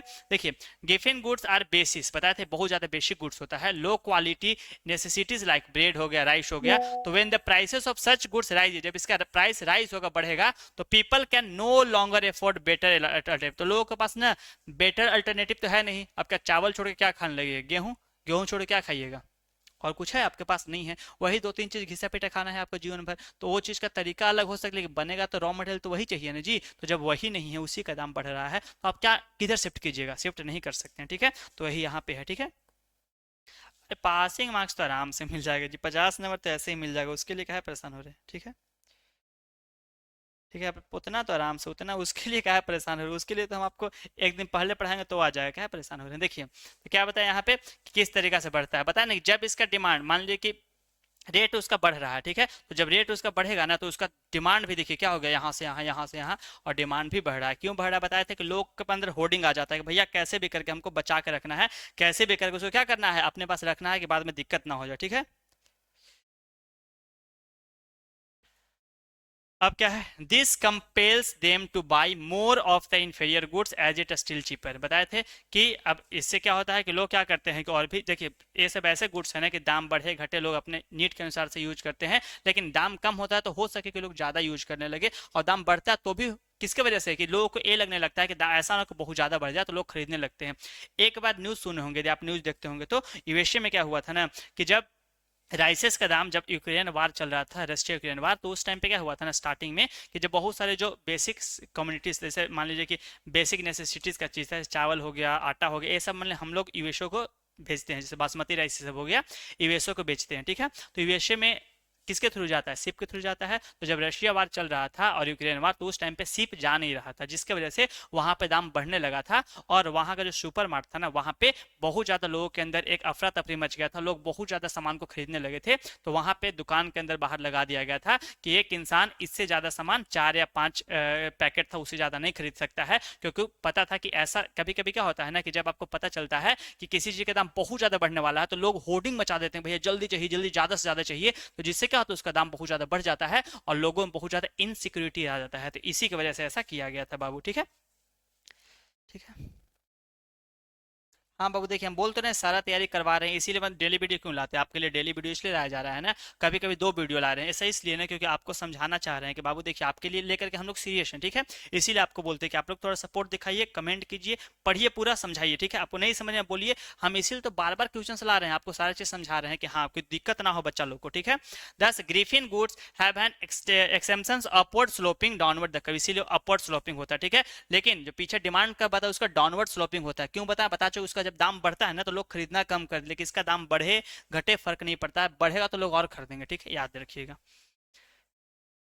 नेक्स्ट ग्रिफिन गुड्स क्या था कि ग्रिफिन गुड ऐसी निम्न स्तरीय वस्तु, निम्न स्तरीय का मतलब नीचा वाला मत समझिए कि नीचा स्तरीय सामान है, निम्न स्तरीय का मतलब होता है ना बाबू कि जो सामान आपके लिए जरूरत है, निम्न का मतलब हुआ यहाँ पे कि जो नेसेसिटीज है, बेसिक नेसेसिटीज, उसके बारे में बात कर रहा है। और कीमतें की मांग घटने पर मांग घटने लगती है, जो मांग के नियम का अपवाद है, लेकिन मांग का नियम तो ये नहीं बताता, मांग का नियम बताता है कि दाम बढ़ेगा तो लोग कम खरीदेंगे, और दाम क्या होगा, कम होगा तो लोग ज्यादा खरीदेंगे, यहाँ पे अपोजिट होता है, उल्टा होता है। आमतौर पे अनिवार्य घरेलू वस्तु, जो भी अनिवार्य, जो भी नेसेसिटी चीज होता है, उसके जैसे चावल हो गया, रोटी हो गया, ठीक है, जहां आय प्रभाव, इनकम इफेक्ट, प्रतिस्थापन प्रभाव, ये सब अधिक होता है, ठीक है, इससे अधिक होता है। अब गिफिन वस्तुओं की विशेषता क्या है कि मांग का नियम उल्टा, यानी कीमत बढ़ने पर मांग ज्यादा हो जाता है और कीमत घटने पर मांग कम हो जाता है। आय प्रभाव यानी कि प्रतिस्थापन प्रभाव, जब कीमत बढ़ती है तो उपभोग की क्रय शक्ति कम हो जाती है और वह महंगी अच्छी वस्तुओं को छोड़कर गिफिन वस्तुओं को अधिक मात्रा खरीदता है। नीचे से ऊपर की ओर मांग वक्र, यानी कि नीचे से ऊपर की ओर जाता है। कैसे जाता है बता चुके हैं बाबू, समझा चुके हैं बाबू। कोई दिक्कत है तो बताइए, कोई परेशानी है तो बताइए। हाँ, अच्छा नंबर आया, क्यों नहीं आएगा ना, बाकी लोगों के लिए बोले कि जिसको लगता है। ठीक है, ठीक है, उसके लिए बोल रहे हैं बाबू। ठीक है, एटीपी करवा देंगे, रुक जाइए थोड़ा सा, ठीक है, देख लेते हैं। आपका करवा देंगे, एक्सचेंज ट्रेड प्रोडक्ट के बारे में बता देंगे, थोड़ा सा वेट कर लीजिए, ठीक है। देखते हैं आज उसके बारे में पीडीएफ बनवा देते हैं, वीडियो बनाते हैं, फिर पता नहीं अच्छा मार्क्स आएगा। सबका पासिंग मार्क्स क्या होता है तो कोई भी लेकर के आ जाता है। अब इतना ज़्यादा एमसीक्यू आता है कि अब पासिंग मार्क्स के लिए बहुत ही कम बच्चा सोचता है। अब जो इतना एमसीक्यू के बाद भी पासिंग मार्क्स नहीं ला सकता है तो उसके लिए तो भैया हम भी हाथ जोड़ते हैं, कोई मतलब नहीं बनता, ठीक है। यहाँ पासिंग मार्क्स के लिए आप लोग नहीं पढ़े हैं, अच्छा मार्क्स के लिए पढ़े, इसीलिए हम आपके लिए अच्छा, आप देख भी रहे हो कि आपको जो भी क्वेश्चन है वो समझ में आ रहा हो कहाँ से क्वेश्चन आ रहा है, ऐसा नहीं बेफालतू। बाकी चैनल पे भी देखिएगा, बेफालतू के बिल्कुल नहीं कर रहे हैं, वही चीज़ कर रहे हैं जो कि आता है, जो कि सही है और जो आपके एग्जाम से रिलेटेड है। हम बिल्कुल भी ऐसा नहीं कर रहे हैं कि कहीं से उठा दिए, कुछ भी चिपका के पढ़ा दिए, चलो पढ़ा देते नहीं। और समझा क्यों रहे इतना ज़्यादा, हम आप समझा भी तो नहीं सकते थे ना कि बस थोड़ा थोड़ा बता दिया समझ में हो गया। हम एक एक चीज़ पढ़ के क्यों समझा रहे हैं, क्योंकि पहले आपको हिंदी में समझा रहे हैं अच्छे तरीके से, होता क्या है, कैसे काम करता है, किस तरीके से लिखना है, फिर आपको हम समझा रहे हैं कि लिखे कैसे, फिर उसको आप लिखिए, नोट डाउन कीजिए, एग्जाम में लिखिएगा। तो ऐसा क्यों कर रहे हैं, हम मेहनत कर रहे हैं इतना इसलिए ना क्योंकि आपको समझ में आए और आप एग्जाम में लिख पाए, वरना मेहनत मेहनत का कोई मतलब नहीं बनता जब आपको समझ में ही ना आए और आप एग्जाम में लिख ही नहीं पाए, ठीक है। किसी चीज़ का मेहनत का मतलब तभी बनता है। ऑन्टरप्रेन्योरशिप जानना है आपको जी, अच्छा ठीक है, हम ले उस पर लेकर के आ जाएंगे, कोई दिक्कत नहीं हो तभी तो। ठीक है, देखिए, ग्रिफिन वस्तु की मांग वक्र क्या होता है, देखिए बता चुके थे, सेम चीज देख लीजिएगा, ठीक है, ये पिक्चर बना लीजिएगा कि ग्रिफिन वस्तु के लिए मांग वक्र डीडी बाएं से ऊपर यानी लेफ्ट टू राइट होता है, की ओर ऊपर ढलान वाला होता है, जो दर्शाता है कि ऊंची कीमत P1 की मात्रा अधिक खरीद जाती है और कम कीमत पर P2 की मात्रा कम हो जाती है, ठीक है। अब देखिए एक्स अक्ष पर मात्रा, वाई अक्ष पर सब दिखाया गया है कि एक्स अक्ष में क्या लिए हैं, प्राइस लिए हैं, वाई में क्या, एक्स एक्सिस है, वाई एक्सिस है, किसमें क्या लिए हैं वो दिखा रहा है, तो वो चीज़ यहाँ पे एक्सप्लेन कर दीजिएगा, बता दीजिएगा बाबू, कोई दिक्कत है तो पूछ लीजिएगा। चलिए नेक्स्ट देखिए, नेक्स्ट आपको सिंपल बोल रहा है, what do you understand bye the production function, क्या होता है प्रोडक्शन फंक्शन, उसके बारे में पूछ रहा है, ठीक है। अब बताइए, देखिए simple, a production function is a function relationship that show the maximum output firm can produce with the given set of input in a given period. देखिए ये सिंपल ये बताता है कि जो भी एक साल का टाइम है, गिवन पीरियड ऑफ टाइम है, उसमें जब मैक्सिमम इनपुट मिलता है, ऑब्जेक्टिव करवाए थे कल, ठीक है, आप लोग कोई एक्टिव नहीं थे ना, इसके वजह से हम करवाए नहीं, ठीक है। आप लोग एक्टिव नहीं होते हैं तो क्या, देखिए ऑब्जेक्टिव का मतलब होता है बाबू ना कि जब बच्चे लोग कमेंट करते हैं कि इसका आंसर क्या होगा, ए होगा, बी होगा, सी होगा, तब हमको ज़्यादा मजा आएगा। अब ऑब्जेक्टिव में देखिए, थ्योरी में क्या है, बच्चे करे कमेंट ना करे क्योंकि बच्चे को सुनना है, लेकिन ऑब्जेक्टिव में क्या होता है ना बाबू, ऑब्जेक्टिव बनाया हुआ है, बोले तो ऑब्जेक्टिव बनाए थे प्रीवियस ईयर देख करके, 70 के आसपास क्वेश्चन फ्रेम किए थे। अब सोचे कि आपको अच्छे से बता दे, करवा दे, लेकिन कोई बच्चा एक्टिव नहीं था, तो जब एक्टिव नहीं था तब एक बार टाइम आप लोग बताइए, इस बार वीडियो खत्म होगा, सारे बच्चे जो देखना चाहते हैं वो कमेंट करेंगे, टाइम कल के लिए चूज कर लेंगे, बताएं कि हाँ सर देखेंगे, कमेंट मतलब बताएंगे इसका आंसर क्या होगा, फिर ऑब्जेक्टिव लेकर के, पीडीएफ बना हुआ है, सब कुछ बना हुआ है, कल लाइव क्लास आने के बाद खत्म करना पड़ा था, कोई एक्टिव ही नहीं था। तो जब एक्टिव नहीं रहिएगा तो हम उसमें क्या करेंगे, उसमें मेनली हमको याद करवा देना है ना। यदि हम ऑब्जेक्टिव 70 लेके आए तो मेरा टारगेट है कि वो 70 क्वेश्चन बच्चा याद करके चला जाए। याद कैसे होगा, अब फिर बाद में वीडियो आप देखिएगा नहीं, तो हम चाहते हैं कि बच्चा जो आए ना यहाँ पे वह बताए कि सर इसका आंसर ए होगा, बी होगा, क्या डाउट है पूछे, तब तो बताएंगे आपको जी, तब तो समझाएंगे।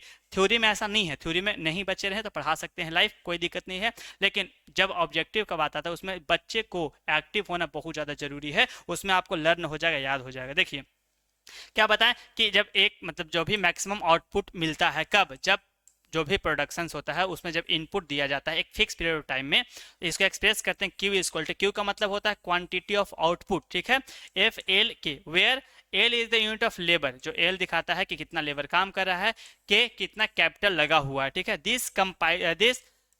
This compares them to buy more to the inferior, क्या है, inferior goods as it still cheaper, inferior होगा जी यहाँ पे, ठीक है ना, इन्फेरियर, यही चैट जीपीटी है, याद रखिएगा। इसी वजह से बोले ना कि हम लोग मैक्सिमम चीज़ों को नहीं करवा रहे हैं, ठीक है। मतलब जैसे कि क्या बोलते हैं, बहुत सारे ऐसे चीज़ नहीं करवा पा रहे हैं क्योंकि चैट जीपीटी की वजह से, क्योंकि टाइपिस्ट हम लोग के पास अभी है नहीं उतना अच्छा जैसे सब कुछ टाइप करवा सके, ठीक है। इसीलिए तो बोलते हैं सपोर्ट कीजिए, जिससे आपके लिए जब सपोर्ट हो जाएगा ना तो आप लोग देखिएगा जैकबोर्ड के लिए तो इससे बेस्ट चैनल झारखंड में नहीं बनने देंगे। बहुत ही ज़्यादा मेहनत करेंगे और एक एक चीज़ इतना अच्छा से समझाएंगे पूरे साल तक, नहीं कि बच्चा लोग को एग्जाम के टाइम पे दिक्कत रटवा देंगे कि बस एग्जाम में जा करके एग्जाम लिख के आना है, एग्जाम देना नहीं है, लिख करके आना है। मतलब आपको सब चीज़ पता रहेगा, आप जाइएगा और लिख करके आइएगा, इतना याद रखिएगा, ठीक है।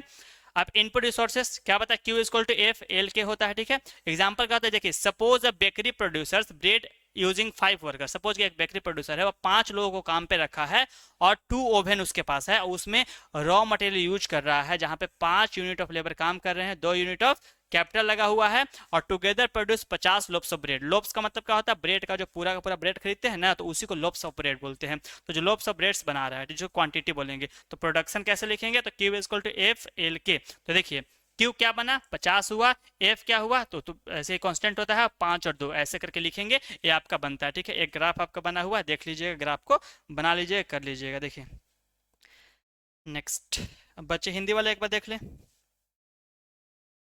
हिंदी वाले बच्चे देखो, उत्पादन फलक प्रोडक्शन फंक्शन क्या होता है, एक निश्चित समय में, बताया था ये याद रखें, निश्चित समय में इनपुट जैसे कि श्रम हो गया, पूंजी हो गया, ये इनपुट्स ज्यादा यूज होता है जो भी प्रोडक्शन करते हैं, उत्पादन के अधिकतम संभव आउटपुट के बीच तकनीकी संविधान संबंध को दर्शाता है। यह बताता है कि तकनीकी स्थिर होने पर, तकनीकी जब स्थिर रहता है उस टाइम पे विभिन्न इनपुट संयोजन का उपयोग करके कितनी अधिकतम वस्तुएं या सेवाएं बनाई जा सकती है।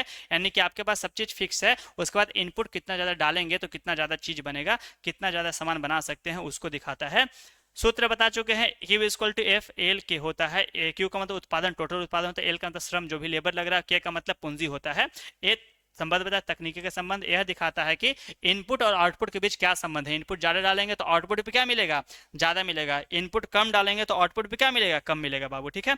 स्थिर तकनीकी यानी कि यह मानकर चलता है कि जो तकनीक है, जो टेक्नोलॉजी है, में कोई बदलाव नहीं हो रहा है। यदि उसमें बदलाव हो जाएगा तो प्रोडक्शन तो ऐसे ही बढ़ जाएगा। जैसे देखे होंगे ना कि जब आपके पास मशीन नहीं, मोबाइल नहीं होता था, तो आप क्या करते थे, बात करने के लिए टेलीफोन का यूज करते थे, एक जगह से एक ही लोग। अभी कॉन्फ्रेंस पे 5-5 लोग, 6-6 लोग बात कर लेते हैं, क्यों, क्योंकि यहाँ पे टेक्नोलॉजी चेंज हो गया, तो टेक्नोलॉजी को चेंज नहीं करना है, ठीक है। अधिकतम उत्पादन, यह दी गई इनपुट मात्रा के साथ प्राप्त किया जा सकने वाला अधिकतम उत्पादन दर्शाता है कि जो इनपुट है उसी का यूज करके आप कितना ज्यादा प्रोडक्शन को कर सकते हैं। मान लीजिए एक दर्जी है, कपड़े सिलता है और सिलाई मशीन उसके पास फिक्स है, सेम है। इनपुट एक सिलाई मशीन लेता है और 2 श्रमिक यूज करता है, 10 चीज बना रहा है। तो कैसे उसको दिखाएंगे, तो अभी बताया था आपको, Q equal to 10 equal to क्या लिखेंगे, एफ ए। लेबर कितना है आपका, लेबर 2 है तो 2 लिखेंगे, और के कितना है आपका, एक, ऐसे करके बना देंगे, ठीक है। इस प्रकार अल्पकालिक होता है, दीर्घकालिक होता है। एक होता है लॉन्ग टर्म, दूसरा शॉर्ट टर्म होता है। कम से कम एक कारक जैसे मशीन स्थिर होता है, दूसरा लॉन्ग टर्म जैसे कि सभी कारक परिवर्तनशील होते हैं। देखिए लॉन्ग टर्म में क्या होता है ना बाबू, कि आप लंबे टाइम तक यूज कर सकते हैं, ठीक है। मतलब आप बहुत सारी चीजों को चेंजेस करेंगे, फर्क नहीं पड़ेगा, क्योंकि आपको पता है कि यहाँ पे हमको लंबा टाइम तक रहना है। जैसे देखिए जब कोई भी इंसान है और कहीं पे रहने चला जाता है, तो 1-2 दिन के लिए जाता है तो कितना ज्यादा नखरा करता है कि भैया हमको ये नहीं मिला, वो नहीं मिला, ऐसा है वैसा है। लेकिन जब आपको पता है कि हमको रहना वहीं है, तो आप हर एक चीजों को मैनेज कर लेते हैं, मैनेज करना सीख जाते हैं, ठीक है। तो वही चीज यहाँ पे दिखाता है 2 टाइप का। ए आपका 5 नंबर का इंपोर्टेंट क्वेश्चंस था। यदि यहाँ तक जो जो बच्चे देखे हैं, ठीक है, उनके लिए तो हमारे तरफ से ठीक है, थैंक यू है।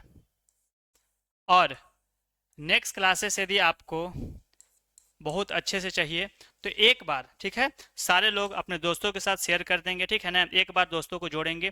और फिर किस टाइप का क्वेश्चन चाहिए, क्योंकि देखिए मैक्सिमम क्वेश्चन जो ऑब्जेक्टिव, सॉरी, 3 नंबर 5 नंबर का 2 नंबर का था, वो आप समझिए कि 60 से 70% प्रीवियस ईयर करवा दिए हैं, ठीक है। यदि अब आपको एक्स्ट्रा क्वेश्चन चाहिए, ठीक है, या फिर लंबा क्लास चाहिए, तो आप लोग इस वीडियो के नीचे सारे लोग कमेंट करके बताएंगे किसको किसको एक लंबा क्लास चाहिए, जिसमें मैक्सिमम 30-40 क्वेश्चन हो, और वो 30-40 क्वेश्चन में मैक्सिमम इकोनॉमिक्स खत्म हो जाए। अब जिसको जिसको चाहिए वो सारे लोग कमेंट करके बताएंगे क्या दिक्कत है, किस टॉपिक में परेशानी होता है, वो भी बताएंगे। क्योंकि देखिए जब तक आप लोग बताएंगे नहीं, ठीक है, तब तक आप, हम लोग कैसे आपके लिए समझेंगे। देखिए आप डॉक्टर के पास जाते हैं तो बताते हैं कि सर हमको ये चीज पूरा करवा देते, क्योंकि हम अपने तरफ से एफर्ट तो लगा रहे हैं कि आपके लिए अच्छा अच्छा क्वेश्चन लाएं।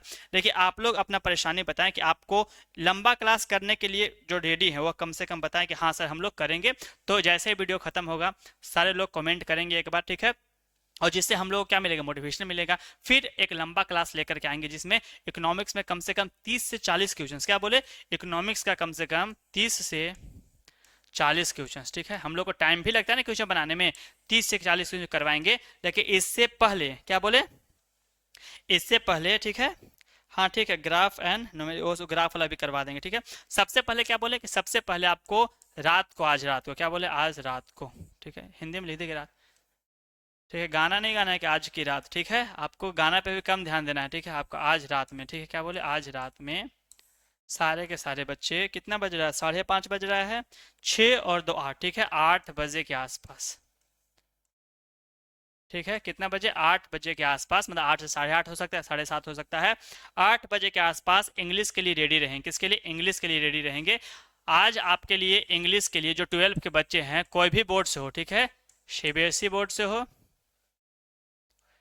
ठीक है, सीबीएसई बोर्ड से है, ऊपर लिखा सीबीएसई बोर्ड से हो, चाहे हिंदी क्या बोलते हैं, सीबीएसई बोर्ड से हो, या फिर कौन से बोर्ड से हो, कोई भी बोर्ड से हो, मतलब जैक बोर्ड से हो, सीबीएसई बोर्ड से हो, सबका इंग्लिश सेम है, क्या है, सबका इंग्लिश एक है। तो आप इंग्लिश के लिए क्या बोले, इंग्लिश के लिए सारे के सारे बच्चे आएंगे, और इंग्लिश का जो फ्लेमिंगो है उससे 4 चैप्टर, ठीक है, कितना चैप्टर, 4 चैप्टर, जिसमें डाउट्स आता है, आपको परेशानी होता है, उसको अच्छे से एक्सप्लेन करेंगे, समझाएंगे। तो आज रात में मिलते हैं। जो भी बच्चे यहाँ तक देखें सब लोग लाइक करें, कमेंट करें, शेयर करें, और वीडियो खत्म होने के बाद जरूर बताएं कि यदि आपको लंबा क्लास चाहिए तो आप लोग अपना सपोर्ट दिखाएं। फिर जाकर के आप लोगों के लिए 30 से 40 क्वेश्चन का एक लंबा वीडियो आएगा जिसमें पूरा का पूरा इकोनॉमिक्स कवर करेंगे। अपना ध्यान रखिए, सेहत का ख्याल रखिए, और पढ़ाई पे ध्यान लगाइए, और अच्छे तरीके से पढ़िए जिससे आपका नंबर अच्छा आ सके।